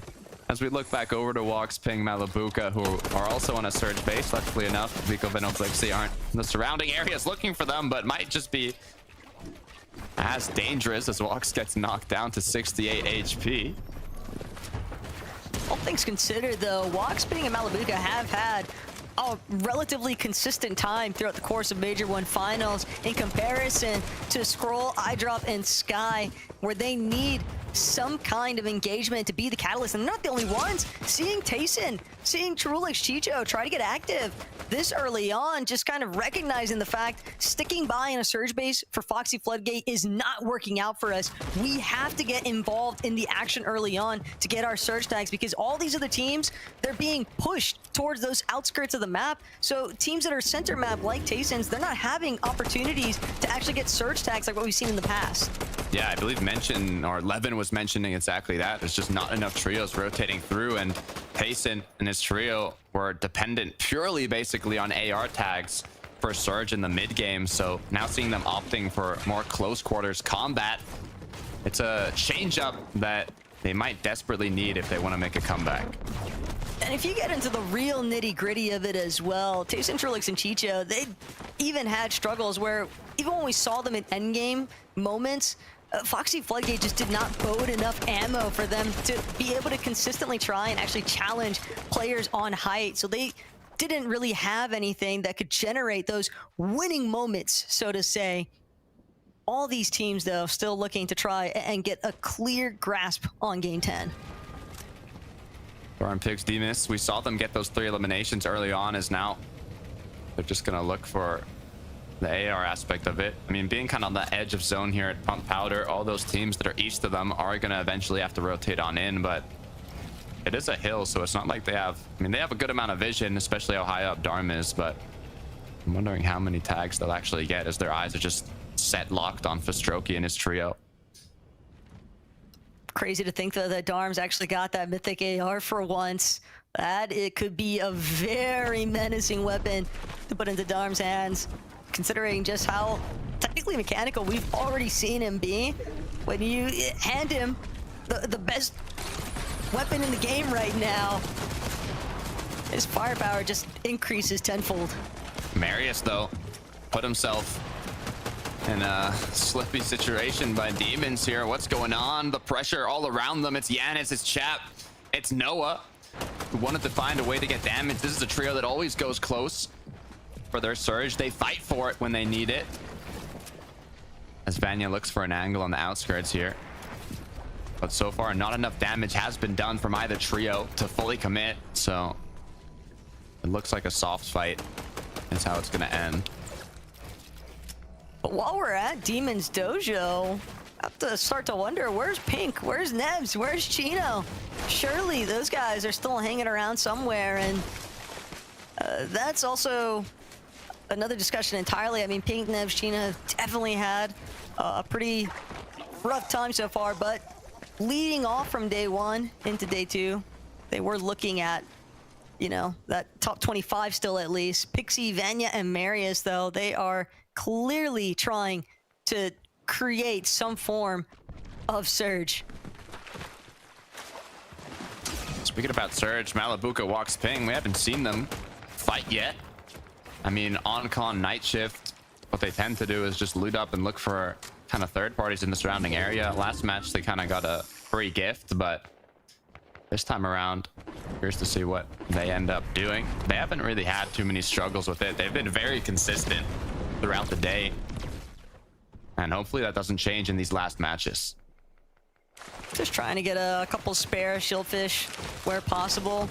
Considering the zone pool over by Lost Lake area, plenty of water spots for Malibu to take advantage of. So he'll likely hold on to that fishing rod for a while. They can continue to just play tag with some of these other teams. Vanya, though, very difficult situation here. Might be caught between Darmpix, Demas, Chabno, O'Reilly, and Yanis on the other side of that mountain. Two of the top teams fighting each other, both in the top 5. Is a scary sight to see so early on in the match. It is 4th zone here, so Rift Island should have appeared. I'm curious to see if once again we'll get Queasy, Merstash, and Swizzy with a primed up position for it.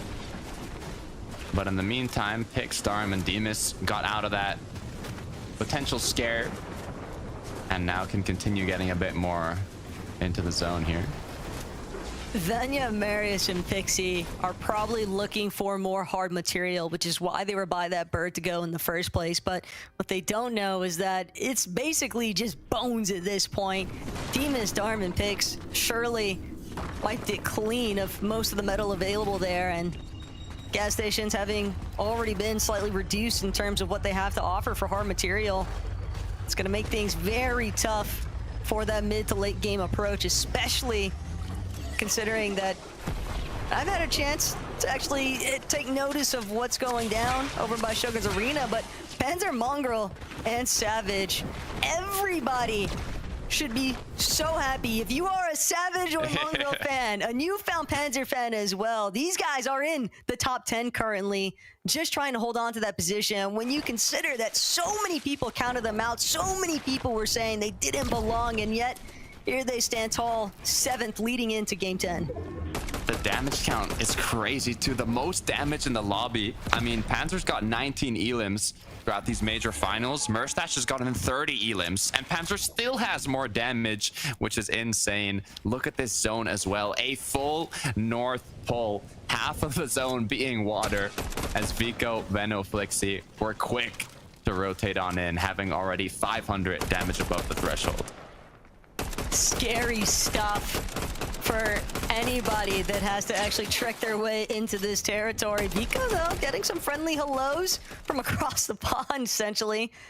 All these teams very wary of the fact that it's a relatively flat landscape. There are some hills to take advantage of, but it's largely just the fact that it's got water, so much water everywhere, Takata, and zones can be so unforgiving in those types of circumstances. What I'm thinking here for Darm, Demas, and Co is that they already have so much damage, they don't need much more, and they're on an incredibly congested side. When zones pull very far to the north, south, any edge of the map, you have so many trios and players rotating on in that it's just going to cause that side of the zone to be that much more congested. But it looks like it is going to pull back west, so Vanya, Marius, and Pixie are most likely going to get on the rotate here.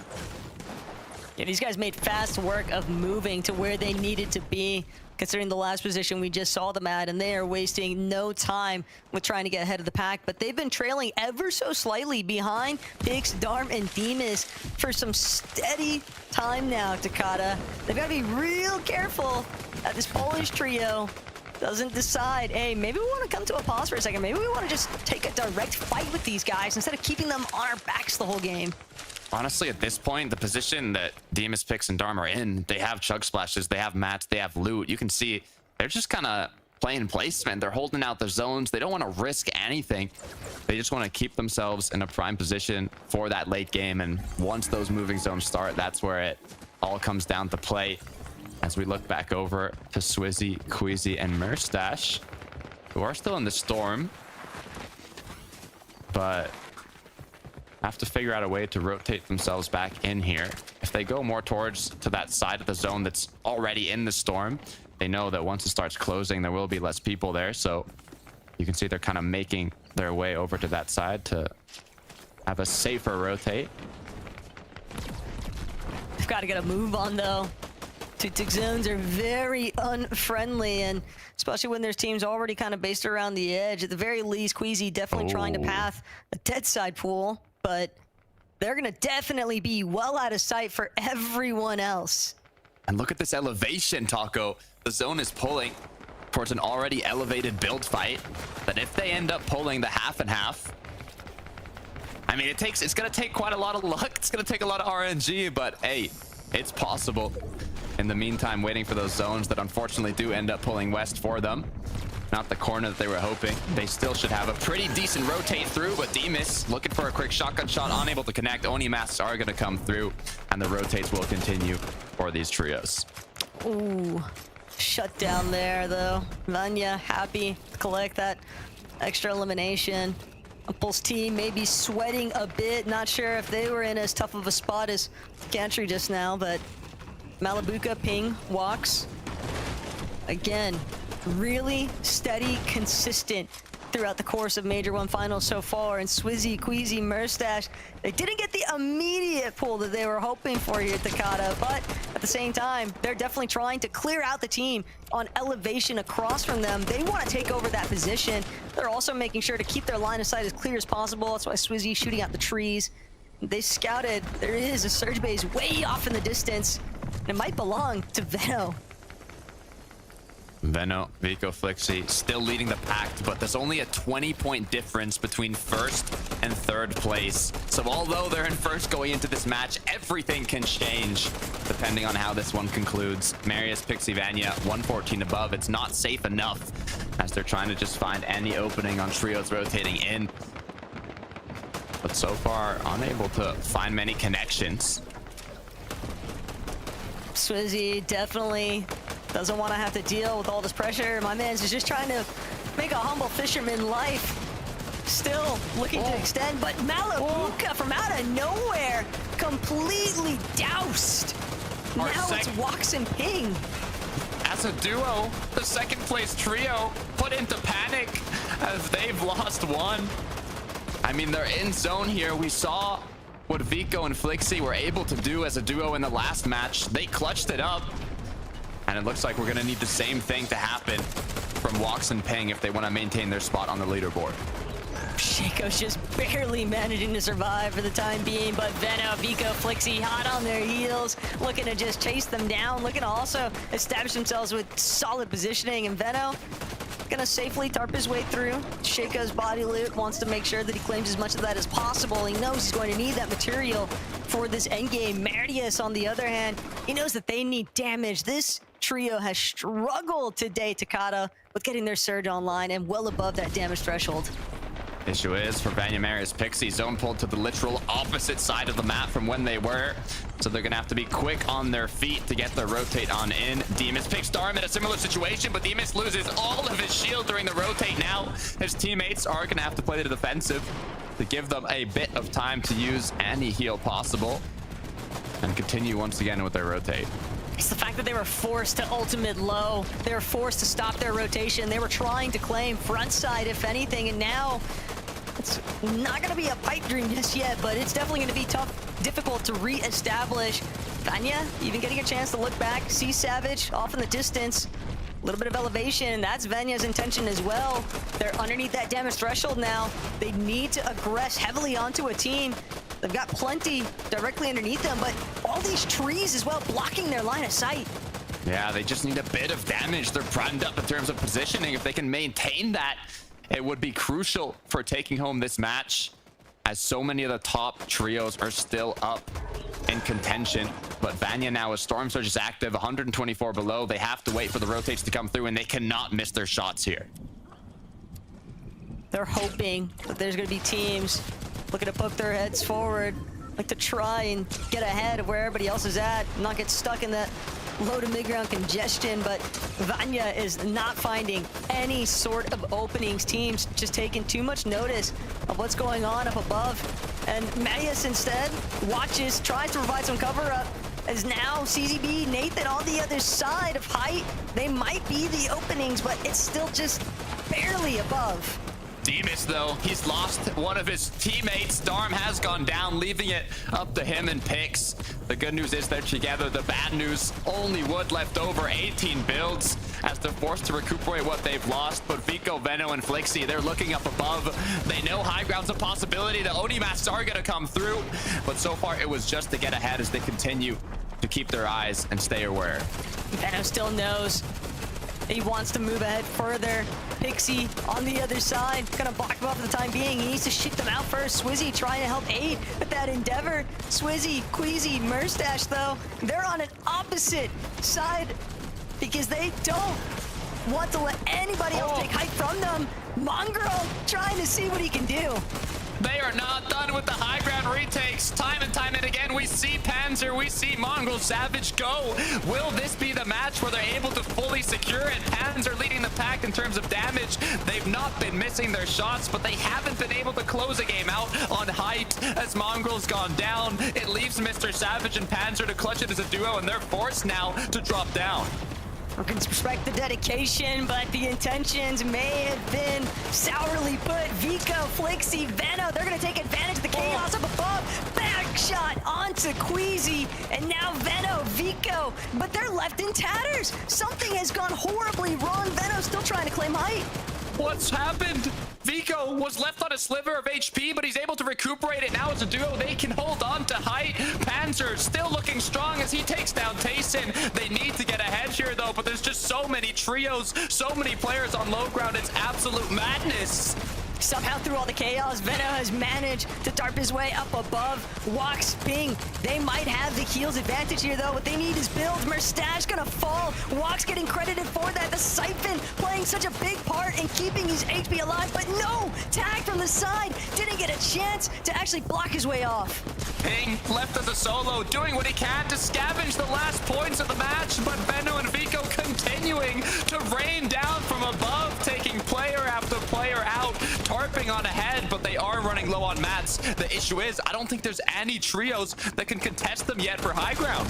The problem also, Rax just provided them more materials. Hari, Seti, Cammy, they're trying to strike yet again. Hari gonna be brought down though. Cammy, Seti still looking to try and see if there's a chance for that revive play, but immediately shut down. Veno just relentless with this onslaught.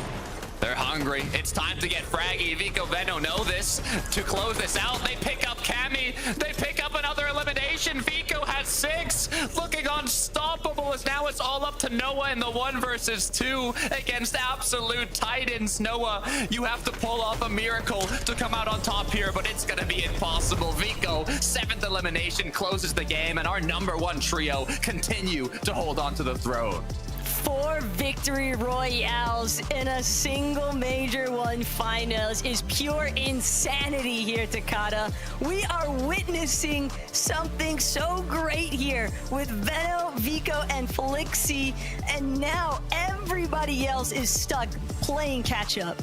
Vico and Flixie got 4th place at the Global Championship last year, now trioed up with Veno, and they are looking absolutely monstrous going into these final matches of the day. If they get height one more time, if they're able to continue with this momentum, Taco, we can see them taking home that Axe of Champions. Look, we knew Vico and Flixie were fraggy after Chapter 5 last year, but what this screams to me more than anything, Takada, is Veno telling everybody I am back to claim the throne. People were questioning, is Veno actually still fraggy with it? And I think that these games are certainly telling us the story here, but the desk might have even more to say. Thank you very much, guys. Veno has been long regarded as one of the titans of the European, in fact, the international scene in FNCS, and he's picked the right companions to join him in this campaign to be the world's #1. I did speak to Veno before the season kicked off properly. You saw that in the lobby before we went live with the show today. And Veno was saying, like, we are peak, we are the pinnacle, and we're going 4 for 4 this year, and they're making a pretty convincing argument that they could do it this year, Levin. And this is the reaction you need, right? You know, we went into this game all talking about, oh my goodness, it's so close, oh, there's 5 teams in it. Veno said 5 teams in it. There's only 1 team in it. We're that team, they win the game, and surely this is gonna push them further and ahead. Look, you're right to give Veno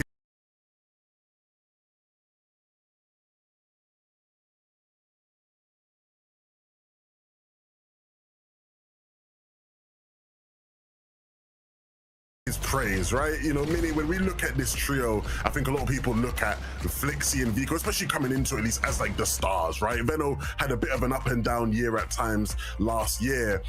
And he actually let his team down a bit in the last 2 games, right? Obviously on the island, he was the one that got beamed. Then he was down last game. It was up to Flixie and Vico to clutch up. This game, he gets back in it. It helps the team out. And again, all 3 of these guys putting their best foot forward to help the team win this tournament.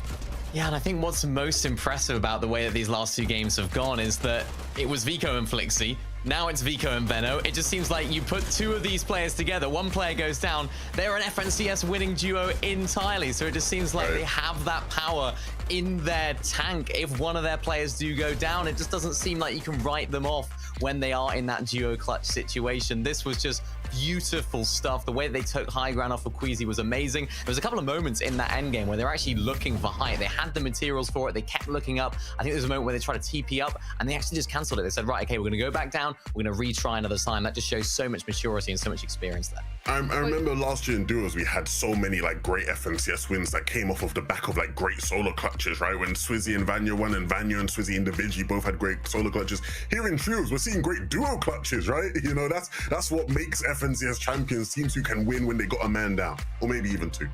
Well, we're only 2 games away from crowning our next champion, so we're going to take a short break, and when we come back, we'll be talking even more about game number 10.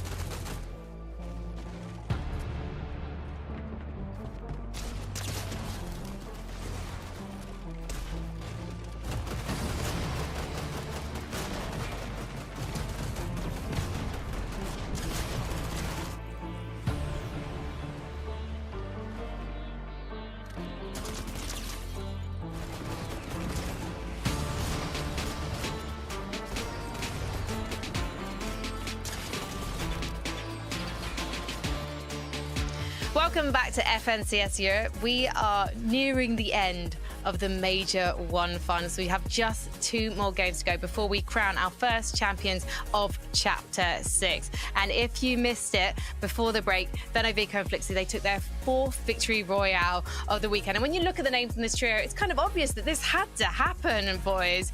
They're clearly setting out their plan for the rest of the year, as we said before the break, and they're doing it in convincing fashion. But let's take a look at number. I'm going to just pick a number, any Random. number. In fact, you Random know what? number, maybe number Yeah, you know 4? what it is, boys? I'm actually trying to see where Malibuka, Ping and Vox went, because they were in 2nd spot, but now they've moved down to the 4th position. They're still putting in a convincing performance, but it came down to Ping and Vox in that end game mini-minor.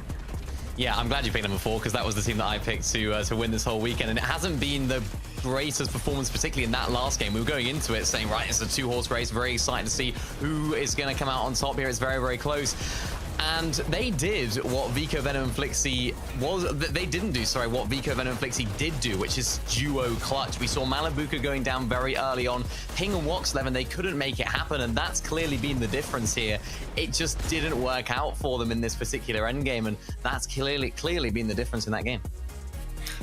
Yeah, I think when you look at the you know, those two, you expect them to maybe pull off something, right? You know, they got that sort of chemistry. There's been a lot of situations, I feel like, where Ping has sort of been left alone as that sole player, but yeah, not able to really squeeze as many points out of it. Again, I'm just looking at this leaderboard and I'm looking at that game that Veno and them just had, and it's like they're starting to pull away. And with 2 games left, you can't afford to let them pull away. I don't want to be that guy, but also 6 out of 12 is still on the cards. I know I'm getting ahead of myself, but it still is on the cards. So let's see what happens there. Well, in number 2, we've got Swizzy, Queasy and Mustache. I'm loving this rivalry that's building up between these ex-duo partners, Veno and Queasy. And Mustache, we've got to say, has been such a huge difference maker for this trio. Yes, yeah. I mean, it's been a really, really great performance from these guys. They've sort of clutched up in so many important moments. Even in that last game, we saw them sort of rotating through the storm, popping those med kits like we know they love to do. And I think they got quite unlucky in this game. The zone didn't quite pull in their favor, which I think if they did get a little bit more lucky with those zones, we could have been talking about a completely different trio winning this game, and it could be even closer, Levin. But this is so far so good. Not the ideal game for them, but we've seen what they can do off spawn. We've seen that they can make it to these positions and put themselves in the position to take height, so it's far from over. Mini, it's quite close, right, between like 2nd, 3rd, 4th right now in terms of like the people pushing Veno and them. Do you think this is the team that's going to do it? Like, who's the team you're looking at now as like, who's going to save the region and stop the favorites from winning, that type of thing? Like, who's it going to be out of those 3? I think it's got to be them. I think just looking at how Malibuka went down there, Ping and Watts couldn't quite make it happen. Yeah, for me, it's got to be them. They're the team that's setting up for height. They're the team that's taking these, that's playing in the storm, even when the zone isn't pulling to them. It's them for me. Do you agree? What about you? I'd say so. I'm leaning towards them for sure. I feel like I'm not seeing the power I once saw from Malibuka and them in previous. Obviously, it's come back to bite me in the bum, right? But you know, like at least in the last couple of games, it's not been what I wanted to see ramping up, right? You want to see teams ramp up as we head to those last couple of games. But regardless of how it goes, it's going to be a fun ride. Levin, do you think it's going to be a fun ride for Vanya, Pixie and Marius? Because I'm actually surprised that they're still holding on to that number 3 spot, given their luck today.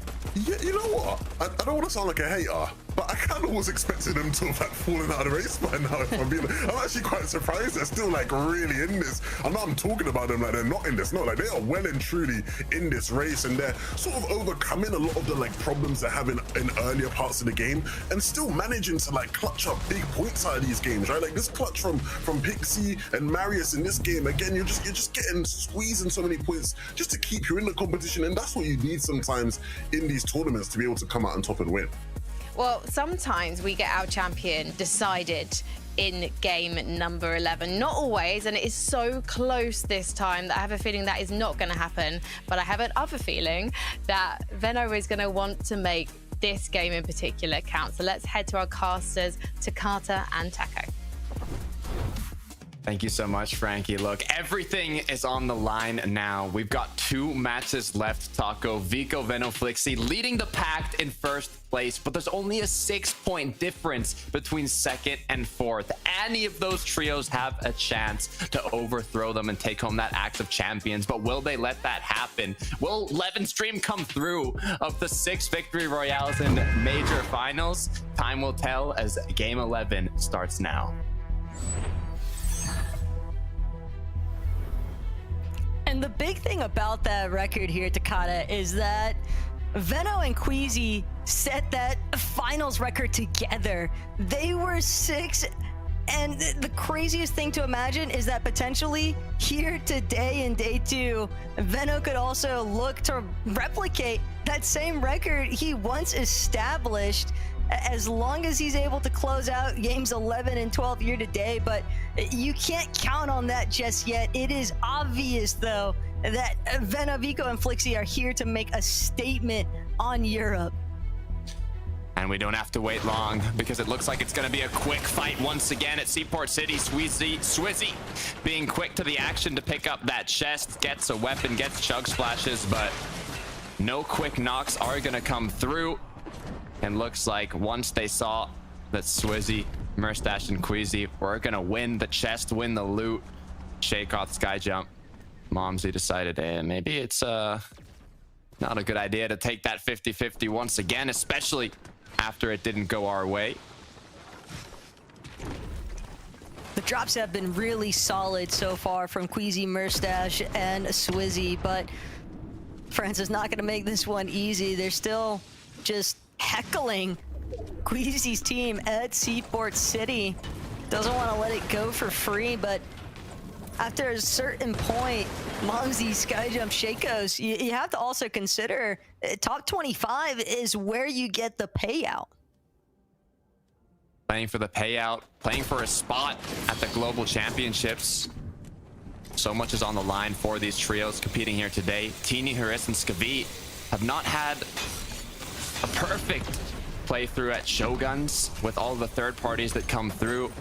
They have been able to take home a majority of the matches off spawn, but they've still yet to fully convert that in one of these late games. Getting much more aggressive now, just completely chasing down Uick and Dom. Don't want to allow them to escape and just delay this battle over by Shogun Solitude, because the longer it takes, we already know the end result. Another team comes into third party and then another one. So everybody just trying to close out these fights as quickly as possible. Murstache, Swizzy, Queasy still waiting for their openings against Shakos down below, but they are definitely trying to maintain the stronger line of sights inside of the heights of these buildings. Looking for kind of angles to see if their opponents slip up, right? Find an opening.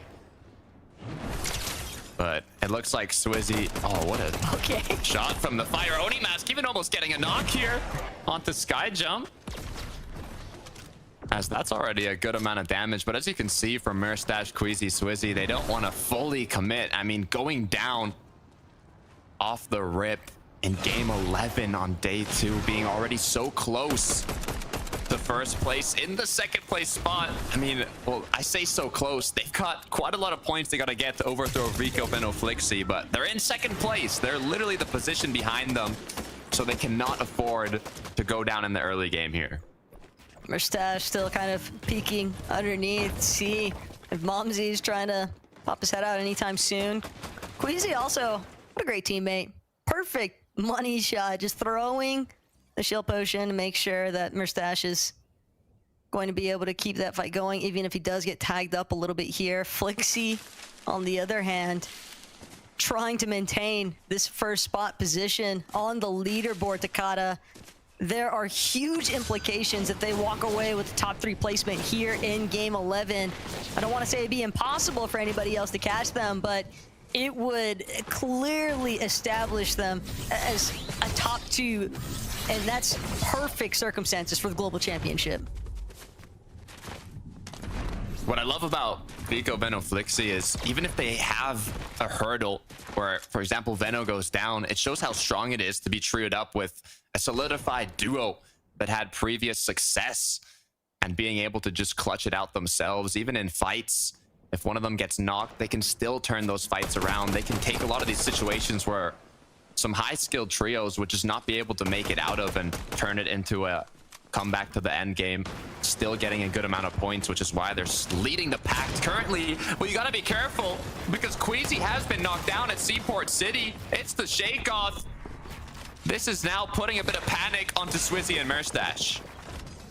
Swizzy and Merstash, though, this is so unfortunate because they're trying to ensure that they stay well above everybody else for the leaderboard. They know that they can't afford to go down here early. They don't want to bank everything on their match 12 performance, but Mumsy might have other plans in mind for this team. Swizzy hoping that he can cut somebody off if they try to make an attempt up towards the top of this building. Issue is, wait, Swizzy, hold that thought. Big Pump gets connected. Can he finish it off, though? He does get the knock. Momsy's gonna take him down. It's a 1 versus 1, but during this, all the trios in the surrounding areas, the third parties are hungry. They hear the shots. They know they can feast. As Merstash has to make the decision to disengage here, even if he ends up taking out Momsy, he knows I drop Sky Scroll. They're waiting on the other end of the door. But Sky, Scroll, Eyedrop, they might be the real benefactors after everything that's gone down here inside of Seaport City. They are left to just try and clean up house. They are not willing to let anybody escape currently. They know just how important every single one of these elimination points could be for them. On top of the placements, they have so much ground to make up for after the start of this day 2 for them. It's a tough start, Taco. It's a tough start for Merstash, Queasy, and Swizzy in the second to last match of the major finals, but we've seen them get back-to-back reboots and still get close to that end game, so now they have to do it when it matters the most. For Pix, Darm, and Demus, though, 5th place spot. Contenders for that top 2 get a spot at the Global Championship. And if something goes poorly for Veno, Vico, and Flixie here, it's gonna be a green light for the rest of the trios up above. So Veno has to be extremely careful in these early game engagements. They cannot go down this early. But if something goes awful here for Vico, Flixie, and Veno, that might just be the saving grace for Queasy's team, considering that he's already sitting back, just having to scan the elimination feed to get news of what's to come here. Cringe, Matt BK, though, not looking particularly healthy. Vico already tarping overhead. Veno as well gets a good line of sight onto Mappy, just continuing to try and break into his box, completely spraying. But unfortunately, Veno not going to be able to find the connections he needs just yet. That is until Mappy exposes himself just a moment too long. No shields left. Is that going to be the opening for Vico, Flixie, Veno? Are they going to get aggro onto that now? As Vico looks for an angle, he knows it's a potential player that's low close by. Cringe is going to be the one playing aggressive. Shot gets connected, but it's not a big one. Just a quarter of his shield taking off. As now a quick second to take a deep breath, refresh on the fight. Consider, do we keep on pushing forwards? Are we finished yet? It looks like they're not, as Veno drops down and looks again for another angle. But this is their fight. This is their winning moment, or at least the start of one. Veno, Vico, Flixie just continuing to try and break through into the center hold that Mappy, Cade, and Cringe have somewhat managed to establish here. But all of this fire, all of these shots going off in the area, it's starting to draw too much attention. Other teams flying in now for Magic Mosses. Yeah, trying to see, hey, what's going on here? As Vico hits the shots needed onto Cade. Cringe now following shortly behind. One knock is all it takes to turn the tables, as now Flixie's gonna finish Cringe. And just like that, they're gonna pick up some quick 3 eliminations right before the third party comes through. Could not have come at a better time. They needed this opener. They're not the only ones, Chino. Oh. Big takedown onto Merstash. That is a devastating blow to a team that had just climbed their way into that second place position. The door is wide open now. Vanya, Pixie, Marius, Ping, Walks, Malabuka, even Pix, Darm, and Demus. They've all got to be taking notice of what's gone down here. The issue is, though, if Vico, Veno, and Flixie are able to make it to the end game healthy with potential for another solid match, it just could solidify themselves that Blade of Champions. Even before the last game, if they're able to get another victory royale, they want a huge match going into this. But Malabuka now, once again around Night Shift, trying to see if they can catch any of these trios that are rotating through Storm off guard. To not even just get a bit of damage on them, but even some eliminations. Looked like Seti, Cammy, and Ari, they knew what kind of stockpile Vico, Flixie, and Veno like to hold on to here at Flooded Frogs. They were trying to make use of some of those leftover goods, but they've been spotted out. Vico just chasing down Ari now. Knows that is a freebie elimination once he's been that separated. The rest of his teammates having already been taken out. Axe Force, though, could be another threat. Veno, Vico, and Flixie aren't out of the woods just yet. They're comfortable having these in-storm engagements. They know how to get out of them. They know how to play them, so I'm not too worried at all yet. All it does take is one slip up, though, and Axe Force is crouching up behind them. He might just catch one off guard. Flixie's already been cracked. If he can connect a shot on the player that's low, it could mean everything, but he's sprinted. They heard the footsteps now. They know the aggro's onto them. They're forced to play defensive, but they drop on in, and just like that, gonna recuperate a lot of HP and shield, making it that much more difficult for Axe Force to get anything from this.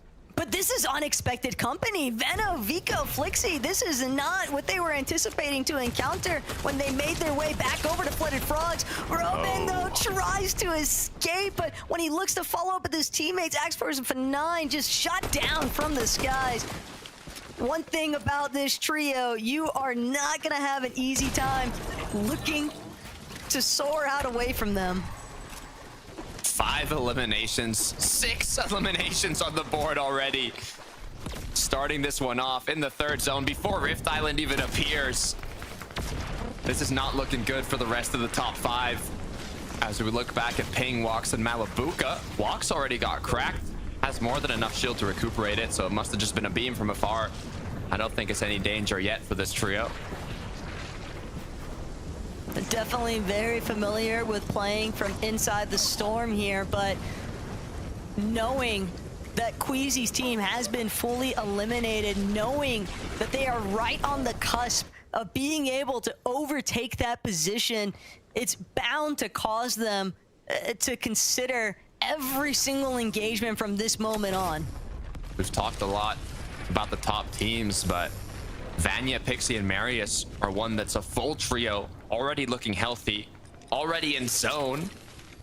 And now with Queasy, Murstache, and Swizzy being knocked out of the game, it gives them that much higher of a chance to not only potentially take that first place spot, but take that second place spot, which guarantees them a place in the global championship.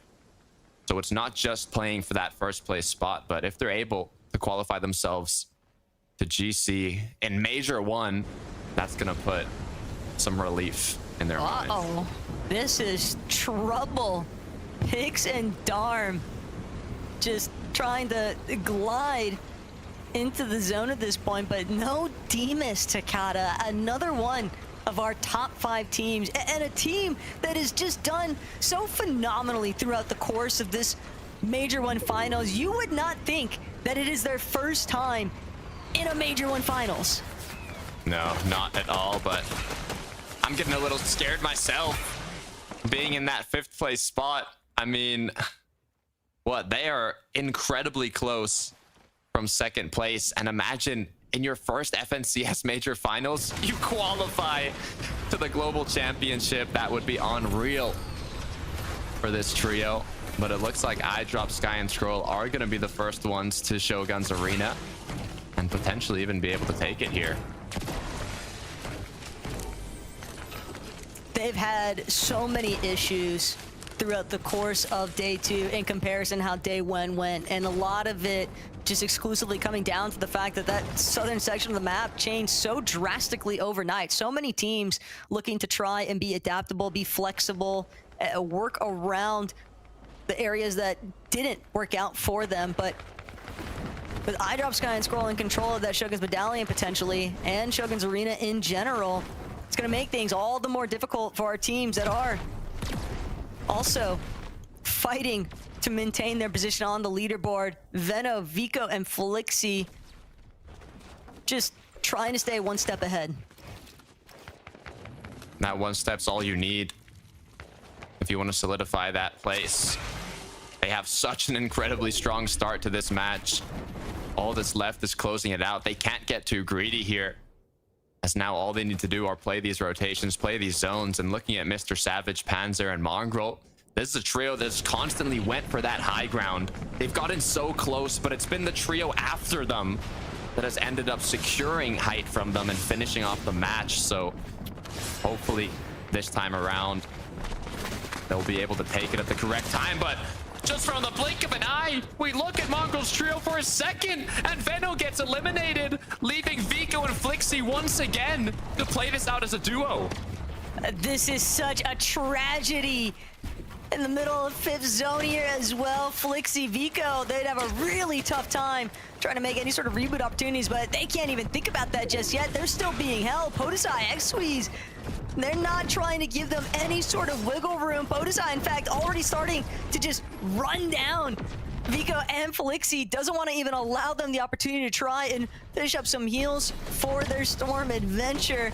And Felixi, Vico, they know they're still being chased. Felixi not going to be able to escape though, just trapped inside of the box. Nowhere left to run. It's all down to Vico. Vico left as a solo now. He's lost Flixi. He's lost Veno. It's all up to him to try and maintain their spot in first place. This is an absolute tragedy for the trio, but on the other hand, I know Vanya, Pixie, Marius are licking their lips right now, watching these players fall. It's that opening for all the trios in the top 5 to get closer and closer to first place. One thing Vico does have going for him is that he was well above the search threshold, which we can't say the same for Pix and Darm. And even worse still, they might be caught in between a couple of different teams.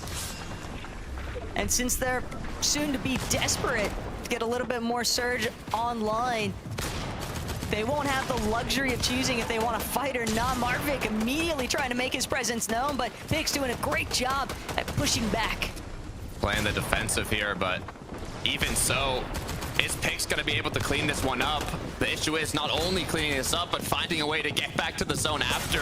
Medkit being popped, but shotgun shots connected. Pix gets eliminated, and this fight's not even finished yet. No, Loki and Luce still trying to see if they could pick off Adesito in the mix, but Adesito with a massive, that's huge Elim potential here. Adesito, most importantly, still just not allowing any freebies here. Chap on the other end of it as well. Still more teams just completely wiped out here. And that's gonna be a perfect pickings for Noah, Riley, Janice, and Chap. Yeah, not only that, a lot of our top trios are going down. I mean, by the second, leaving a little less stress for Vico, but still, even then, Vico has so much pressure for this last match. They've done enough damage where he's still 800 above, has mobility, only 2 charges on that Oni mask though, but has shields, has mats. Honestly, just has to scavenge as many placements as possible, and if he gets his eyes on a solo, if he finds any opening to potentially get a refresh, then I believe in Vico to take it.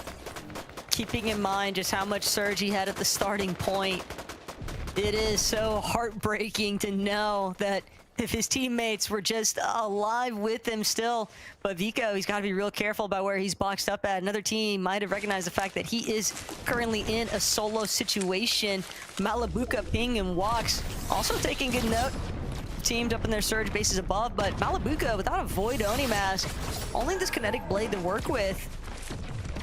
Makes sense that they're trying to be first to claim some elevated positionings, because Malabuka would definitely like to find an elimination, find a player to take a Void Oni mask from. Just give them that south pull. Give them that south pull, and that's all they need.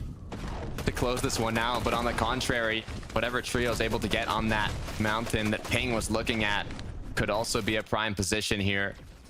The good news for Malibuca, Ping, and Wox, though, is they have more than enough vision to tag every single trio that's going to try and rotate in here.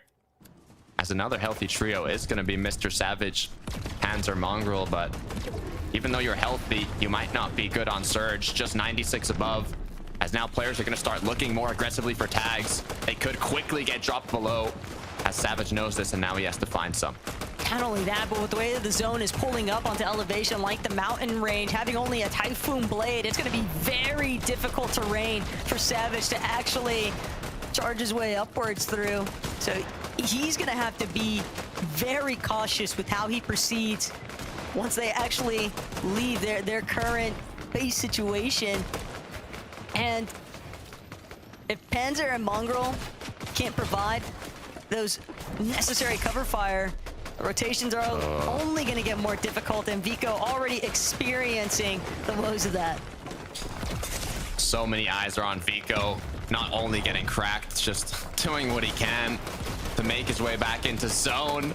All the pressure is on his shoulders. 17 builds left. It's all wood. Even more of a reason for all the other players in the lobby to keep focusing you. They know you must be low on materials, as now just one build left in the dream. Vico, Venno, Flixie get shut down in the second to last match of the EU Major Finals. But Mr. Savage as well is put into panic. He's lost both his teammates. Left as a solo once again. Our whole top 5 are getting eliminated.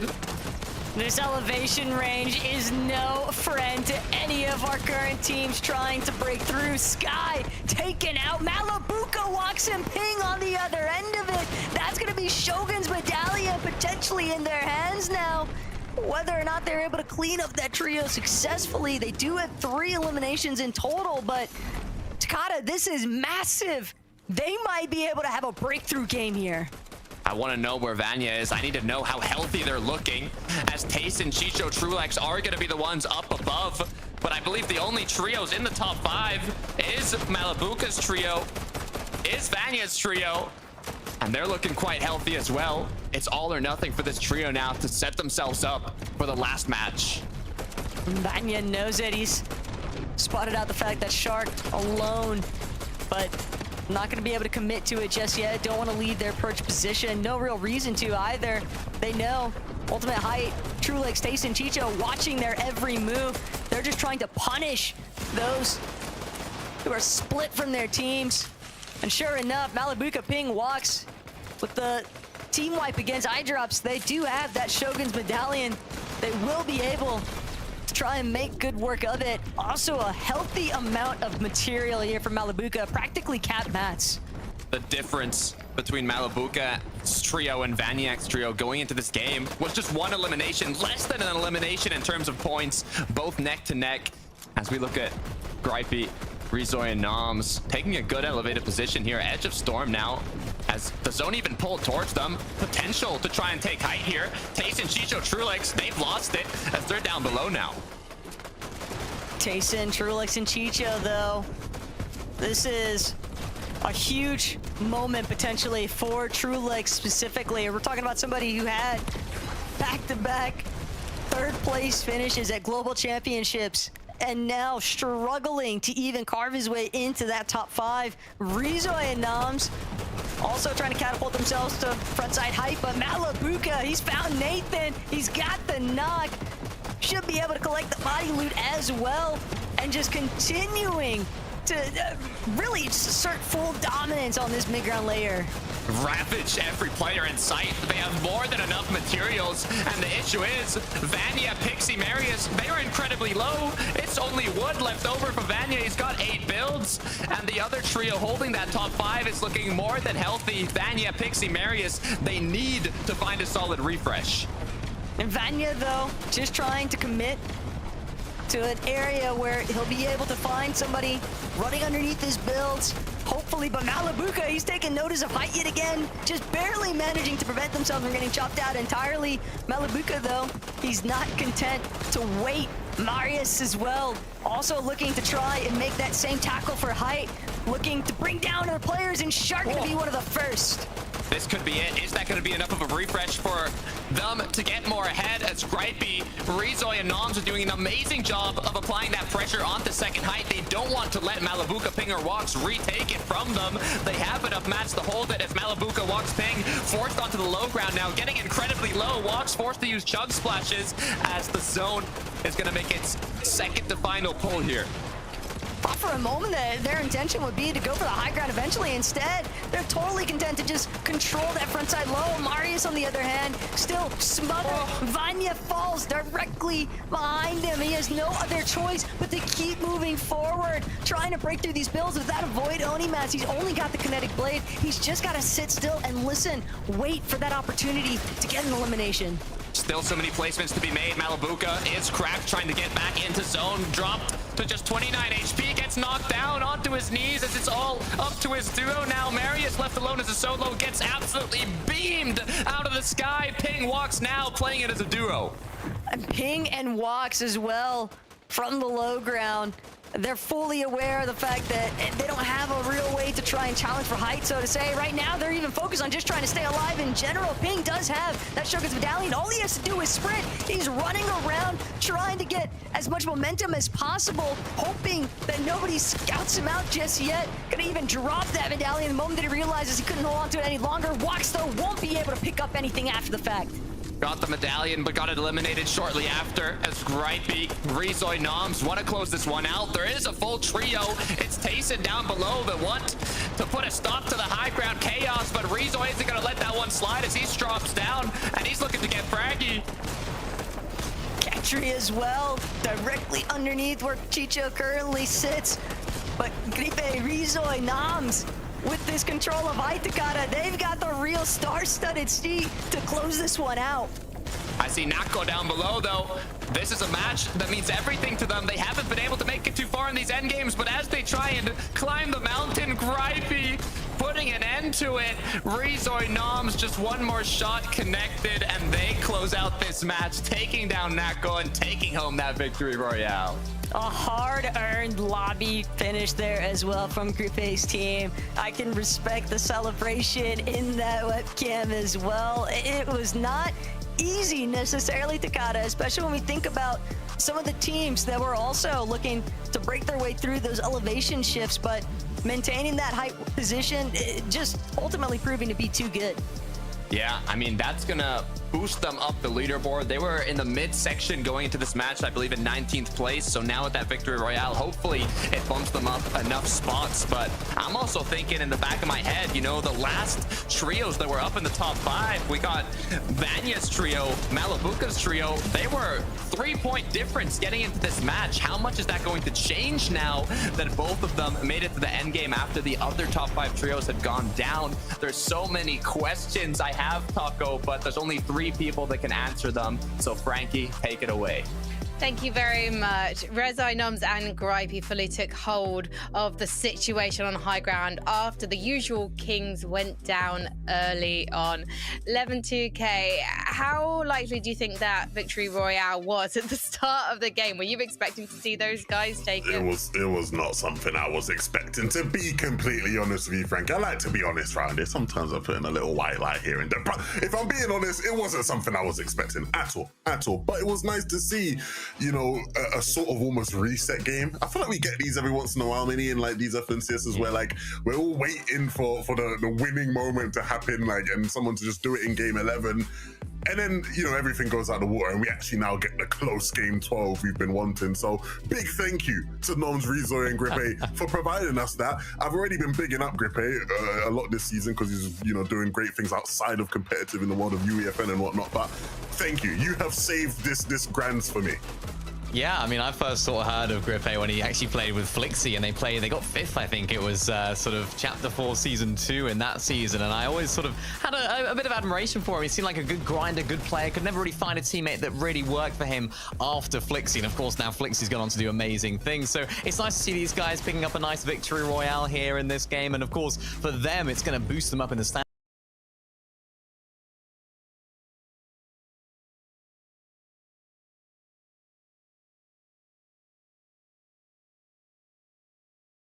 standings, as Takata rightly said. It's their own sort of mini storyline. We're talking about these bigger sort of effects on the leaderboard, but for them, it's going to do wonders for them going into this last game and boost them up in the standings, earn them some more money. It's absolutely vital. It's also, I guess, a good morale booster for them in terms of thinking about what they want to do going into Season 2. Because obviously all of our trio is going to have to make some big decisions at the end of Major 1 in deciding whether they're going to stick, whether they're going to twist, and whether they're going to carry on. And I really hope that this trio does. And I really hope that you guys are going to carry on watching, because we only have one more game to go before we crown our Major 1 FNCS Europe champions. So don't go anywhere.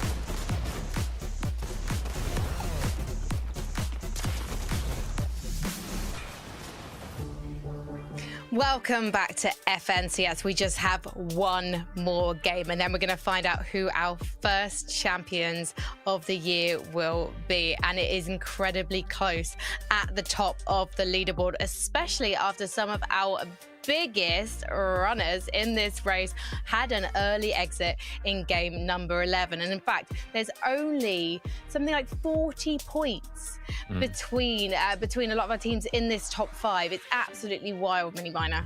Yeah, and it could have been even closer if Ping, Wox, Malabuka, Vanya, Pixie, Maris had better games right there. Not to say they didn't have a very good game at all. They had a decent game, 5th place for Ping, Wox, and Malabuka, but that gap could be even tighter. I think right now, Levin, in my opinion, I think it's just too much for them to cut shell. I just don't see them overtaking Vico, Ven, and Flixie. They're just so solid off spawn, and we saw it in that game. They're so aggressive early on. They weren't nervous whatsoever. Yeah, this is going to be a tough one, I think, because obviously they had a rough game, but the other two beneath them didn't do enough in that game really to you know, they made it closer, of course, coming into this, but they needed to have a good game, right? Like, that's the game where it's like, okay, your biggest competitors go down, get a win now. Do you know what I mean? Let's have some fun with it. Like, let's really start to ramp things up and build some momentum here. And if I'm Vico, Veno, Flixi, I'm looking at these guys in Malibuka, Ping, and Watts, and I'm smiling because these guys look set up to win it, right? They got the Omega refresh where they took out like 4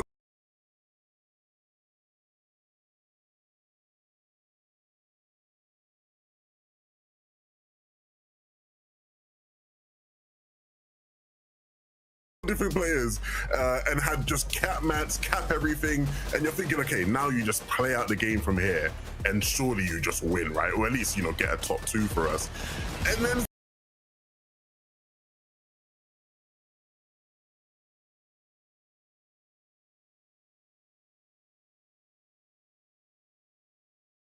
things just start going awry. You see Malibuka goes down here, everything's discoordinated. Ping had the Invis medallion. He didn't know what to do with the Invis medallion, tried to drop it to Wox, but it was just too late at that point. Again, it just felt like everything was all over the place. This team needs to calm down.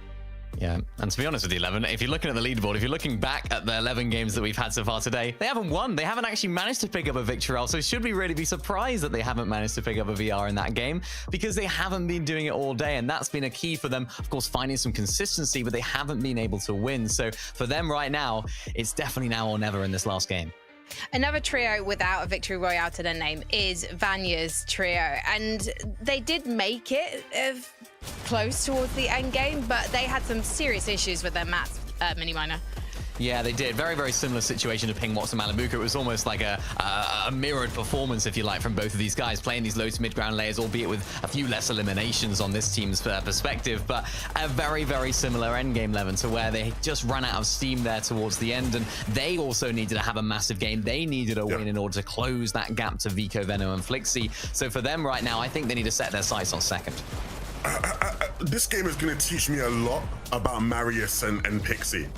You know, Vanya is a champion. Vanya's shown us that, you know, with the right teammates and the right situation, you can win an FNCS, right? I know that from Vanya.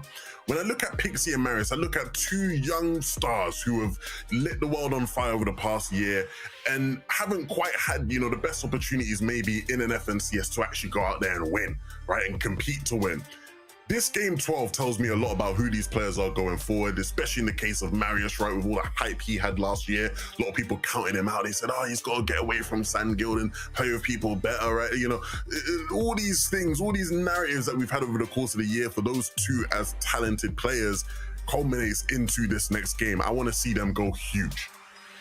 Well, this is going to be a huge next game, boys, because we don't have a champion secured. Veno, Vico, and Flixi, they might look confident for that #1 spot, but anything can happen when everything is on the line. And there are so many experienced big names who are within arm's reach of that top spot. There are 2 places up for grabs for our trios in the global championships. Everyone wants to secure this at the start of the season so they can just go onwards and upwards from here. But who is going to be #1? After this game, we'll find out.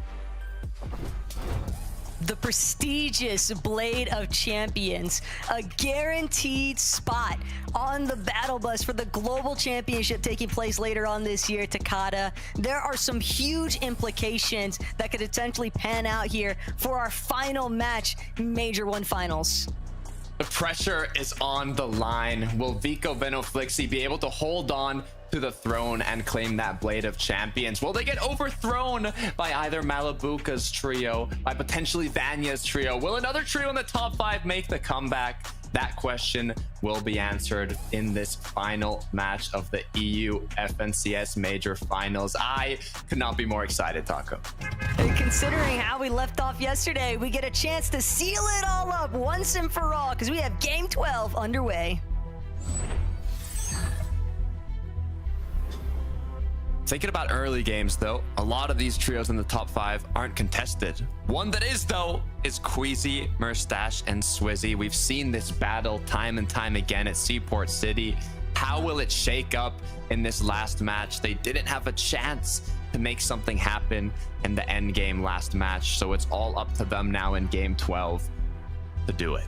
And Mustache, he's got a streak to try and keep alive here. You have to remember, for the past 2 chapters, he has won the very first major finals. And so, considering that that's now being threatened, that he might potentially, well, I shouldn't say potentially, it's a huge uphill battle even to try and overtake where Veno, Vika, and Flixie currently sit on the leaderboard. They've got to go absolutely nuclear in this lobby, Takada, to even make up for the time that they missed out with the early departure in match 11.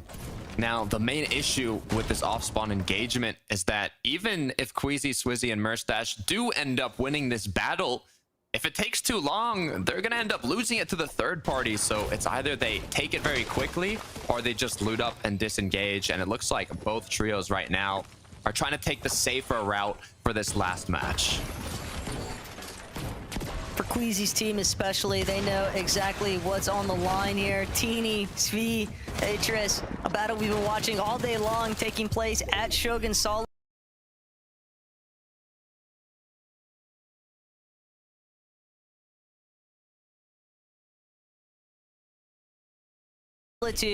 They thought if they designated where they wanted to drop here today, that it would bode better for them, but instead it's kind of worked against them. Svi at least trying to win this fight up against Dom, but he watches as Teeny gets knocked. He might have a similar knock onto Dom, but 1 versus 2, and the numbers are just not in his favor. Yeah, I mean, not having that player advantage. He knows they're going for the double res, has to make that push, but unfortunately, they just got too much loot, too much shield, and he doesn't have anything that he can use to close it out. As we look at Vico, Veno, Flixie continuing with their uncontested drop spot. They're definitely aware of the fact, though, that other teams have for sure taken notice of just how many goods are actually left over here from their initial loot path at Flooded Frogs, and they don't want to let anybody else take part in essentially that little loot pile they established, because they want to be able to get their damage, go back to Flooded Frogs, and be able to make sure that when they next depart, that they're still going to be healthy enough to just pick dead side rotations or optimal positions deeper into zones. Vanya, Marius, and Pixie, though, they've been the talk of the town. This is a trio that I want to highlight. I mean, you have Pixie, who was previously trioed with Queasy, Veno, now just waiting for that shot once again after getting the bad side of the trio switch up to kind of prove himself alongside Marius from a pop-off performance in Major 1, waiting as well for his chance once again on a solid team to put some respect on their names.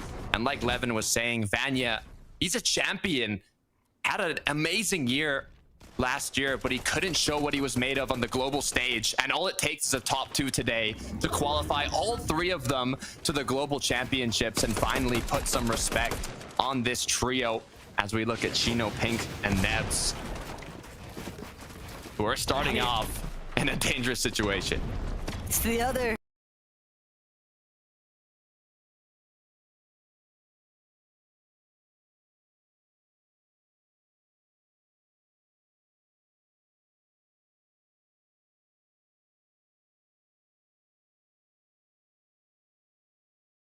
side of that leaderboard conversation. Pink, Nebs, and Chino, while they're able to hold down 25th after the end of day 1, day 2 has been an incredibly rough go. Chino, Pink, Nebs, they're also just trying to ensure that Batman for a strokey Volko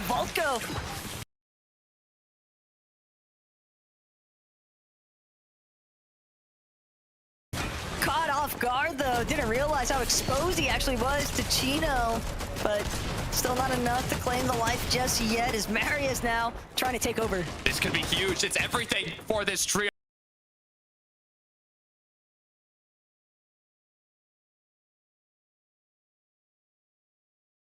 They cannot afford a loss in the early game here. They've already taken down 2.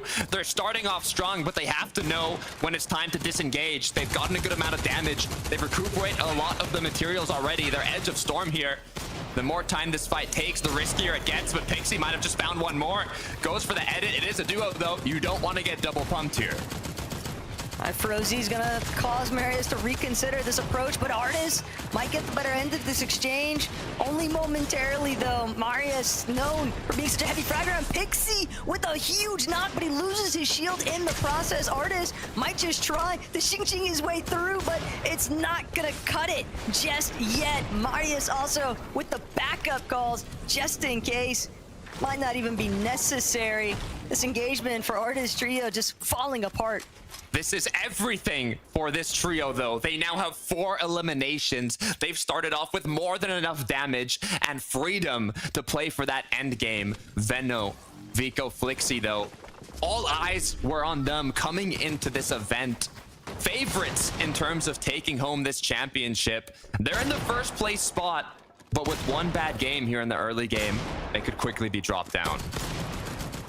Even if it's just a decent match, second place is too close for comfort.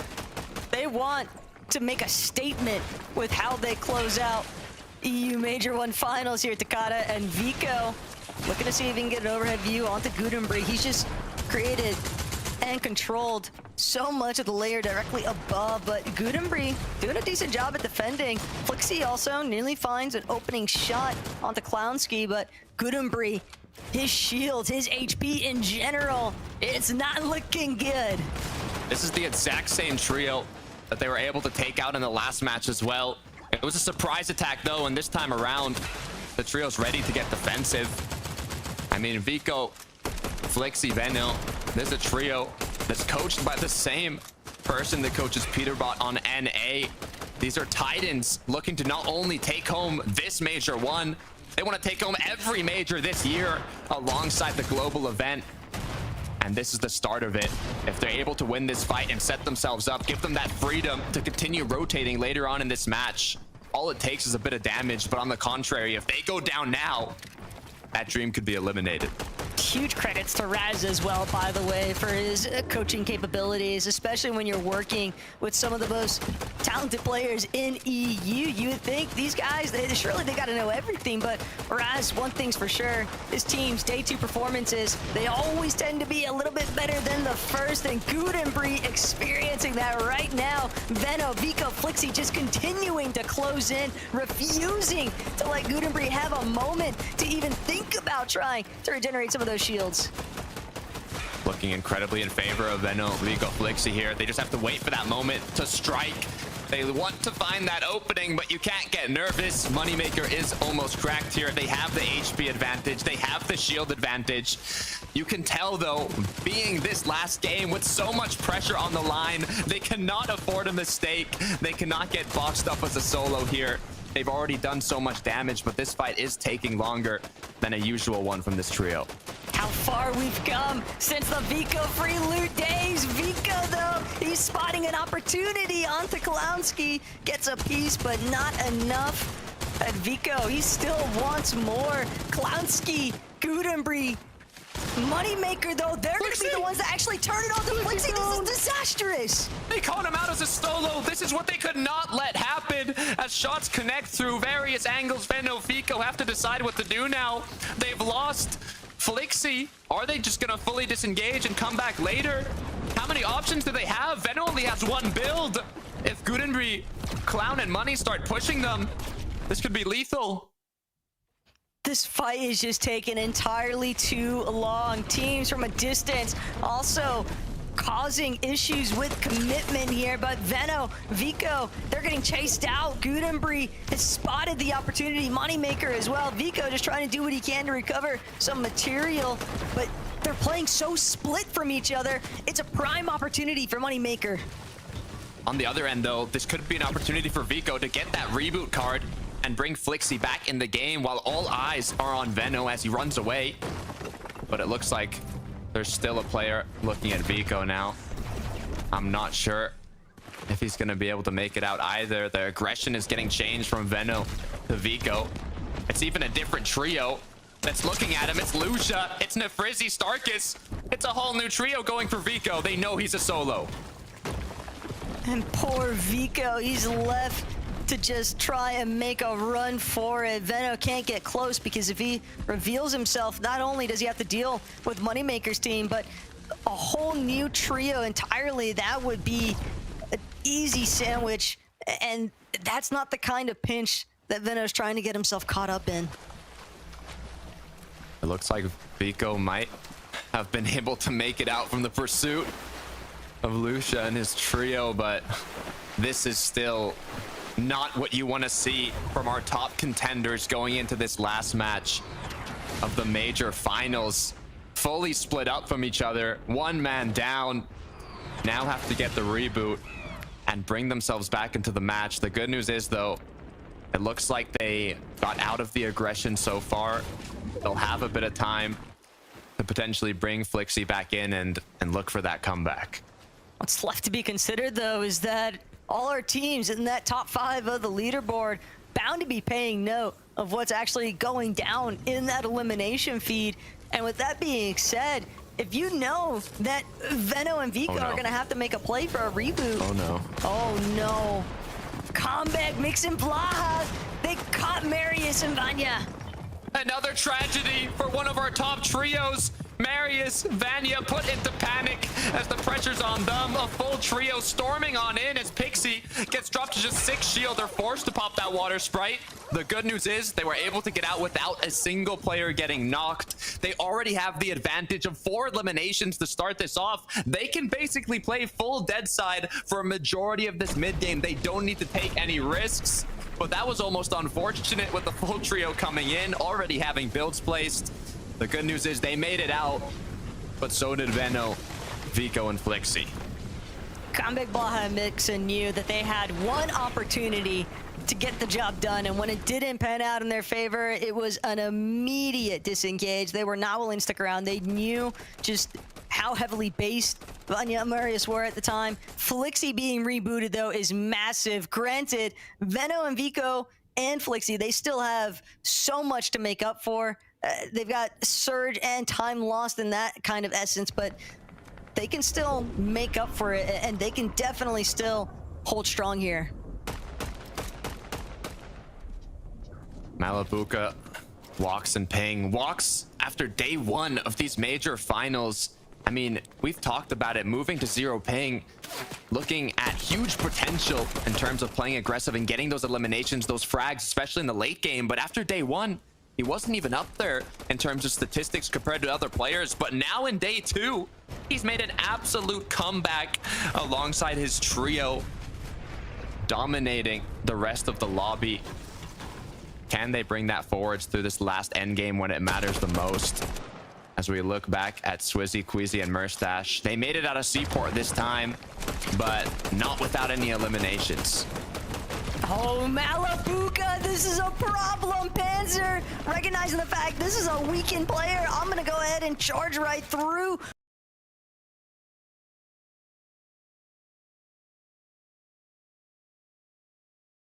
But cover fire from Ping and Walks. They're going to be able to save Malabuka for the time being. Malabuka might even have the chance to escape. I take that back. Savage going to shut that dream down immediately.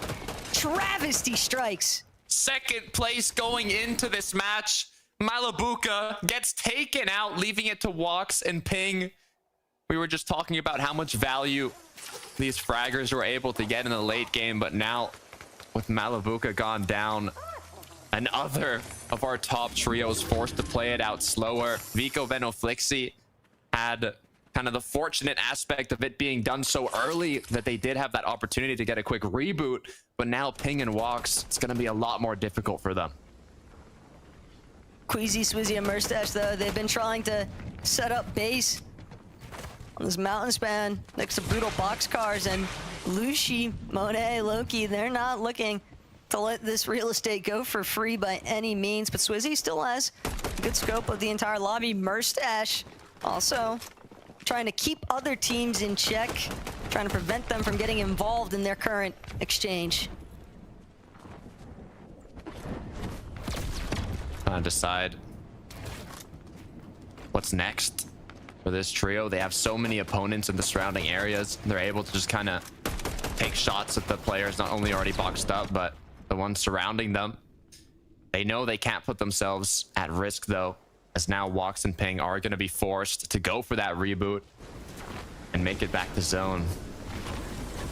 They don't have any other options here, but the problem is that this is going to take so long.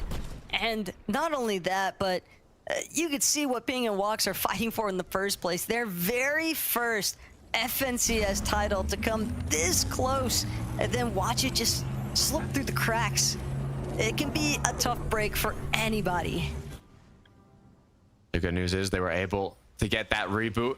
Hopefully we'll see them later on, but I'm also thinking Vanya, Pixie, Marius. Now this is a trio in a similar situation. We've talked about Vanya. Has what it takes to be a champion, but hasn't yet had the opportunity to showcase that on a global stage. And being top 2, what qualifies you to the global championship, seeing also that Malabuka, Wox, and Ping are currently in that second place spot, 20 points above them going into this match.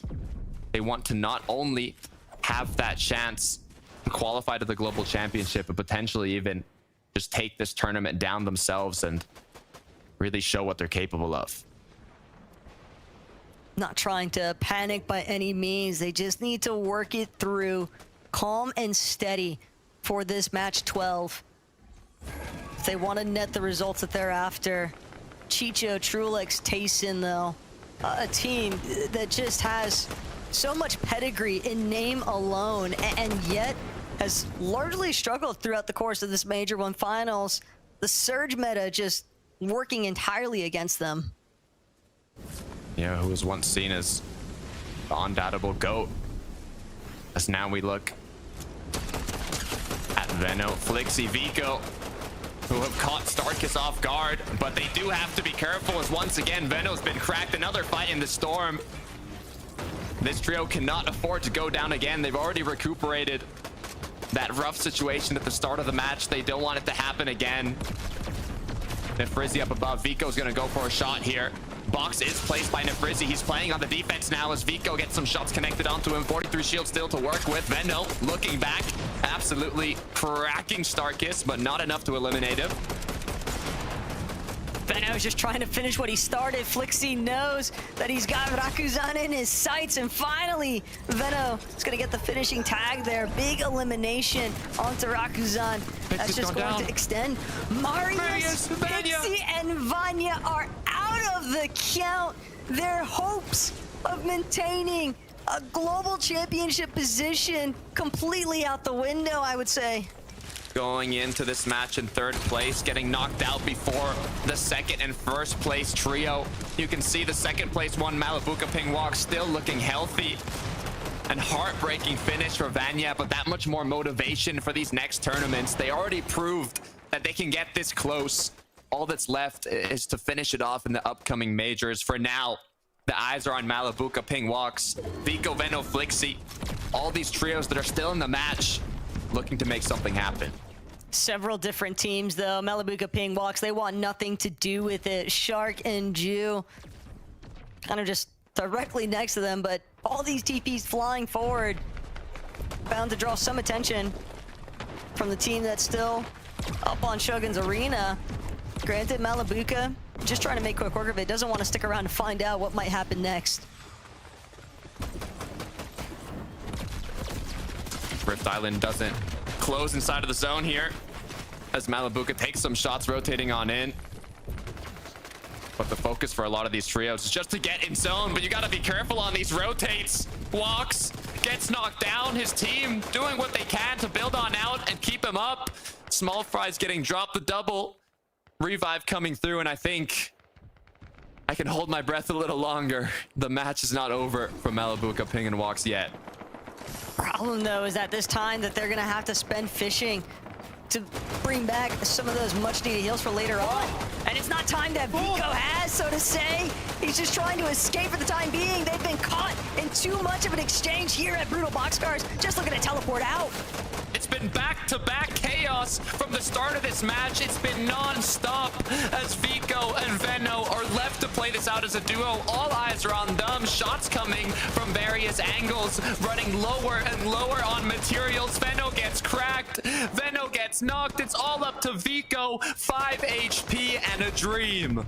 They are getting absolutely lobbied right now. These teams staying behind the rest. Vico has so much on his shoulders currently because Ping walks to Malabuka. Even if Malabuka did take the early spill, he's still back in the running here. This is all down to as many points as possible. A 47-point difference between first place and second place. Vico, Venno, Flixie being in that first place spot. If they get eliminated right now, that will be all that Malabuka, Walks, and Ping need to take that #1 spot from them. Everything is on the line for Vico. The problem is he has literally nothing here, Takada. There's no way that he's going to be able to fish where this zone is pulling to. He's got to just hope that nobody even scouts out the fact he only has 2 builds left over. Wax, Ping, Malabuka, they lose him one more time, but Wax and Ping, they've been here before, but Wax wasn't expected to go down with them. Ping left as a solo now, just trying to separate from the rest of his team, but CZA chasing him out. This is tragic. Ping now not only has to clutch it out as a solo, but even if Vico ends up going down, which he did, now he has to get more than 40 points just by himself in this late game. If this happens, we might be witnessing one of the greatest solo clutches in Fortnite history. The fact that he was able to shut down CZB though on that chase attempt is huge. He's at least managed to create a little bit of box space for himself. He might even be able to get a big tag onto somebody that's rotating a little bit later as well. He's gonna at least make sure to go acquire some of that body loot. But interesting that he's opting to hold on to the Fury as opposed to the Hollow. He probably just wants to, he knows he needs to just be as aggressive as possible. The higher firepower is just gonna bode better for him later on. 47 points, Taco. 47 points is what Ping has to clutch up as a solo right now. As he could get some potential mats here from Shakeoff. It's still 8th zone. So many more placements to be made. So many more potential eliminations to get. The issue is, I don't think he has any spare shields. He really needs to find a refresh to recuperate some of those shields. But with the triple spray coming through, dropped down to 41 HP and no way to recuperate it. There's no way, right? He can't even think about it. He's got exclusively wood builds at this point. He's just trying to make as much box space as possible, but everybody's noticing the fact that these are all wood builds. They're trying to take out this solo. There's no way, right? Desperate attempts. Desperate times call for desperate measures after all. The reboot ban is an unrealistic opportunity here, though, Takada. He just doesn't have enough material to prevent himself from getting lobbied in the process.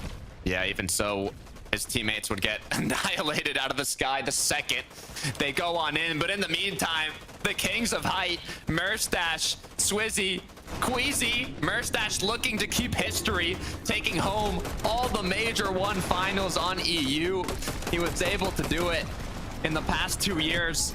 Can he do it once again? If they want to make that comeback, they need not only a victory royale, but they need to get double-digit eliminations, high double-digit eliminations to secure that as Ping continues with his solo clutch. They also need Ping to just be eliminated already. What's this guy got? He has zero business still staying alive. First moving zone, just trying to break through these pre-existing builds. Hope nobody notices him. Pickaxing from behind, hoping to just gather whatever goods he might. And as he continues to break through these builds on the low ground, Takada, it is a miracle that he hasn't been spotted yet because he is one bump shot away from being eliminated. The other thing to keep in mind is that even if he's not able to take that first place spot, if he can at least hold on to second, it might be enough to solidify themselves a spot in the global championship. But Ping goes down. If Merstash, Queasy, and Swizzy are able to win this game, it could at least put them in second place spot to qualify them to the global championship. But if they're able to get enough eliminations, it might just be possible to take that first place spot.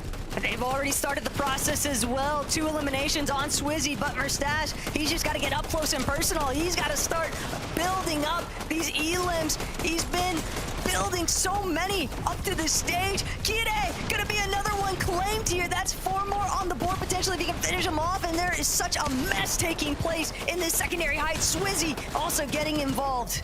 They have to play aggressive, and they know this. That's why Merstash Swizzy are going straight down, looking for these eliminations. They not only want to secure that spot at the Global Championship, they want that Blade of Champions. They want to take it all the way home as they continue to maintain high ground, but you got to be careful. Pink wants it. Pink wants to just chop them out, if anything, the way that the zone is pulling over the hill. But Queasy, he's going to find himself in the victim seat. He's been knocked. Swizzy, Merstash, they're going to have to run this one as a duo because it's going to be Nevs and Pink taking over height. Merstash forced the drop. Merstash, though, pushing Pink back, but he gets eaten alive in the process. His teammate Swizzy, he's got his back, but for how long? The whole trio goes down. Is it going to be enough to overthrow second place? As Demas, Pix, and Darm might have something to say about it. Demas, Pix, and Darm, they've quietly been a part of the conversation, but the last couple of lobbies have not been in their favor. Darm, though, with no material, just trying to run around, but he can't buy enough time. Demas still left over, scattering, trying to see if he can pick up any goods that might have been left over from other bodies. Big shots to connect, but he's just causing disaster for other teams that are fully intact. He won't be able to push through. Tayson, Chicho doing what they can. They weren't able to close out these end games. They were so good at getting to them. But Tayson, are you kidding me? Showing why he's known as one of the greatest Fortnite players of all time. Trying to get out from the low ground, forced in zone. As now he has a small fry. He has an Oni mask. The retake to high ground. It's going to come through. Can he stay up? It's just a blind teleport to the front side, though, and Nebs all too quick to try and pick him off for it. Cade, Cringe, Mappy underneath. Chino, Nebs, they've got to try and close this one out, but Cade, he's actually going to fall. Chino might actually do it. Pink, Nebs, Chino, they close it out, taking out Mappy in the last final moments. Game 12 of the EU FNCS Major Finals goes the way of Pink and his trio, but so much just went on, Taco. I'm thinking to myself, who was able to secure their spots at the Global Championship? Was it enough to overthrow Vico? It's going to be so difficult. So many of our leading teams just falling apart in this final lobby here, Takata. But Major 1 Finals, it has not been forgiving. A huge moment, though, for Chino, Pink, and Nevs. The fact that they are able to find their one throughout the course of this weekend, this is what they needed because they ended yesterday in that 25th place. Heading into today, it was not looking the best, but they've at least entered their name into the prize pool. Secured a little bit of extra prizing, and just like that, in the blink of an eye, Taco, the EU FNCS Major Finals are coming to their last moments here. The final match is concluded, and I'm thinking in my mind, has Vico, Veno, Flixie done it? Have they held enough points to get first place? Who has taken that second place spot? Is it Vanya's trio? Is it Queasy's trio? Is it even Demas's trio? There's only 3 people who can tell us this. That's it for me and Taco here in the casting booth. We have to go back to the desk to close out this show. Everyone watching around the world, I am so pleased to announce that your champions of FNCS Europe Major number 1 are Vico, Veno, and Flixie. What an incredible last game. All of our players in the lobby delivered from that incredible victory royale that we saw at the end from Pink, Nebs, and Tino. Nice of you boys to give us a show at the very end, but also, of course, Veno, Vico, and Flixie. From the moment that we found out that these boys had formed a trio, Levin, it felt like domination was inevitable. And dominate they did.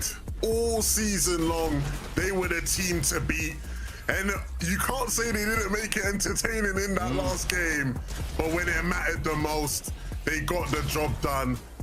Back-to-back FNCS wins for Flixie and Vico. Wow. 3-time FNCS champion now, Veno. Cements his name in the history books. I'm so happy for these 3.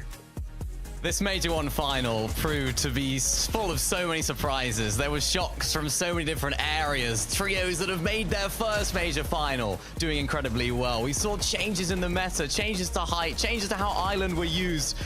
But I think what was not a surprise for so many people was to see these guys picking up so many victory royales, dominating in so many aspects. Going into the weekend, were they going to be contested? So many people had questions about whether they were going to be able to do it because they were looking to be contested, but they won and they played every single game to perfection. It seemed like so many of their games that they had, even if it wasn't ideal for them, they still overcame those problems and still came out victorious. I couldn't be more happy for these guys because they put in so much work and they deserve it so much. They continue to change the way we look at the formula for success, right?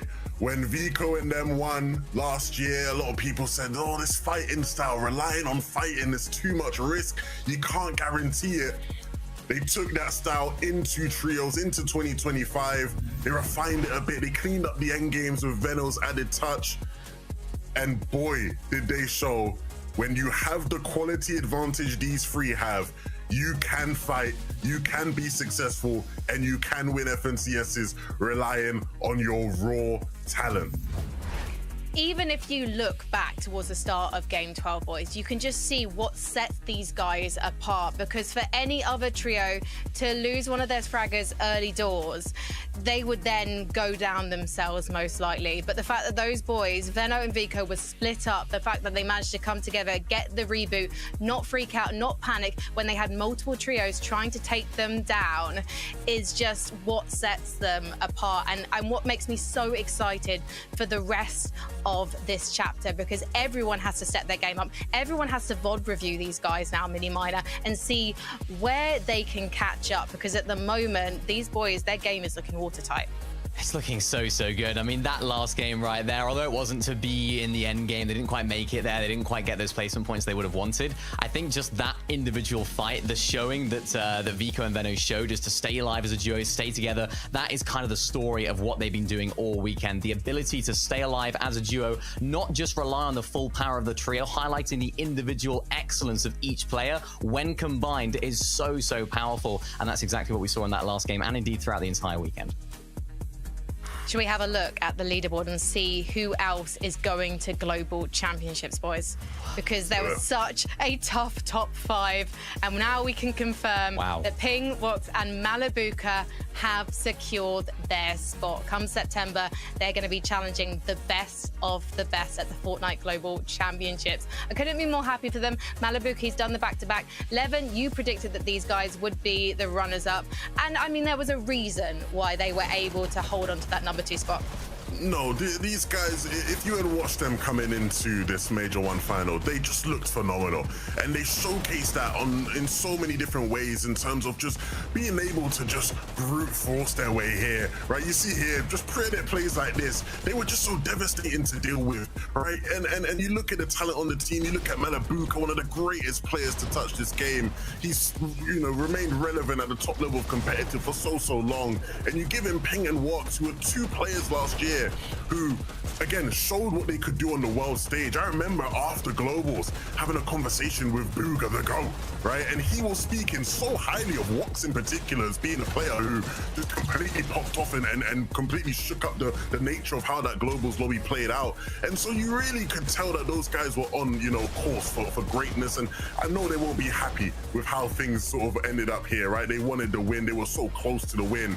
But this is a team to watch for the rest of this year. They will be competing for FNCSs all year long. Yeah, we saw that over this weekend, their ability to overcome problems, team contesting them, teams like the French lads of Akira, Podesai, and Xweez coming on in, trying to contest them. Then, of course, we had Volko's team trying to contest them, teams trying to fight them at their drop spot early game as well, rotating on in. They had so many problems thrown their way, and I think they just overcame it so well over the course of these 12 games. And long may that continue now, sort of extrapolating that across the whole year, because that's exactly what this trio are going to be about. They're going to have these issues. They might have problems that they might need to overcome. But they've proved this weekend that they are a team that will be fighting, and they'll be at the top end of the leaderboard for the rest of the year. And just to jump in here with this trio, I think what's really exciting for me is that it's not flawless yet. They haven't brought every single factor of this trio together to really secure those victory royales, to really secure the major title just yet. We've seen their end games could use a bit of work, but we've seen also the fact that they can execute a plan up to that point. And so I love a trio like this. I love to see that progress that they're surely going to make across this year 11. No, I'm really excited about it, right? You know, the journey is going to be a long one to the global championships, but it's one I'm sure they'll be ready for.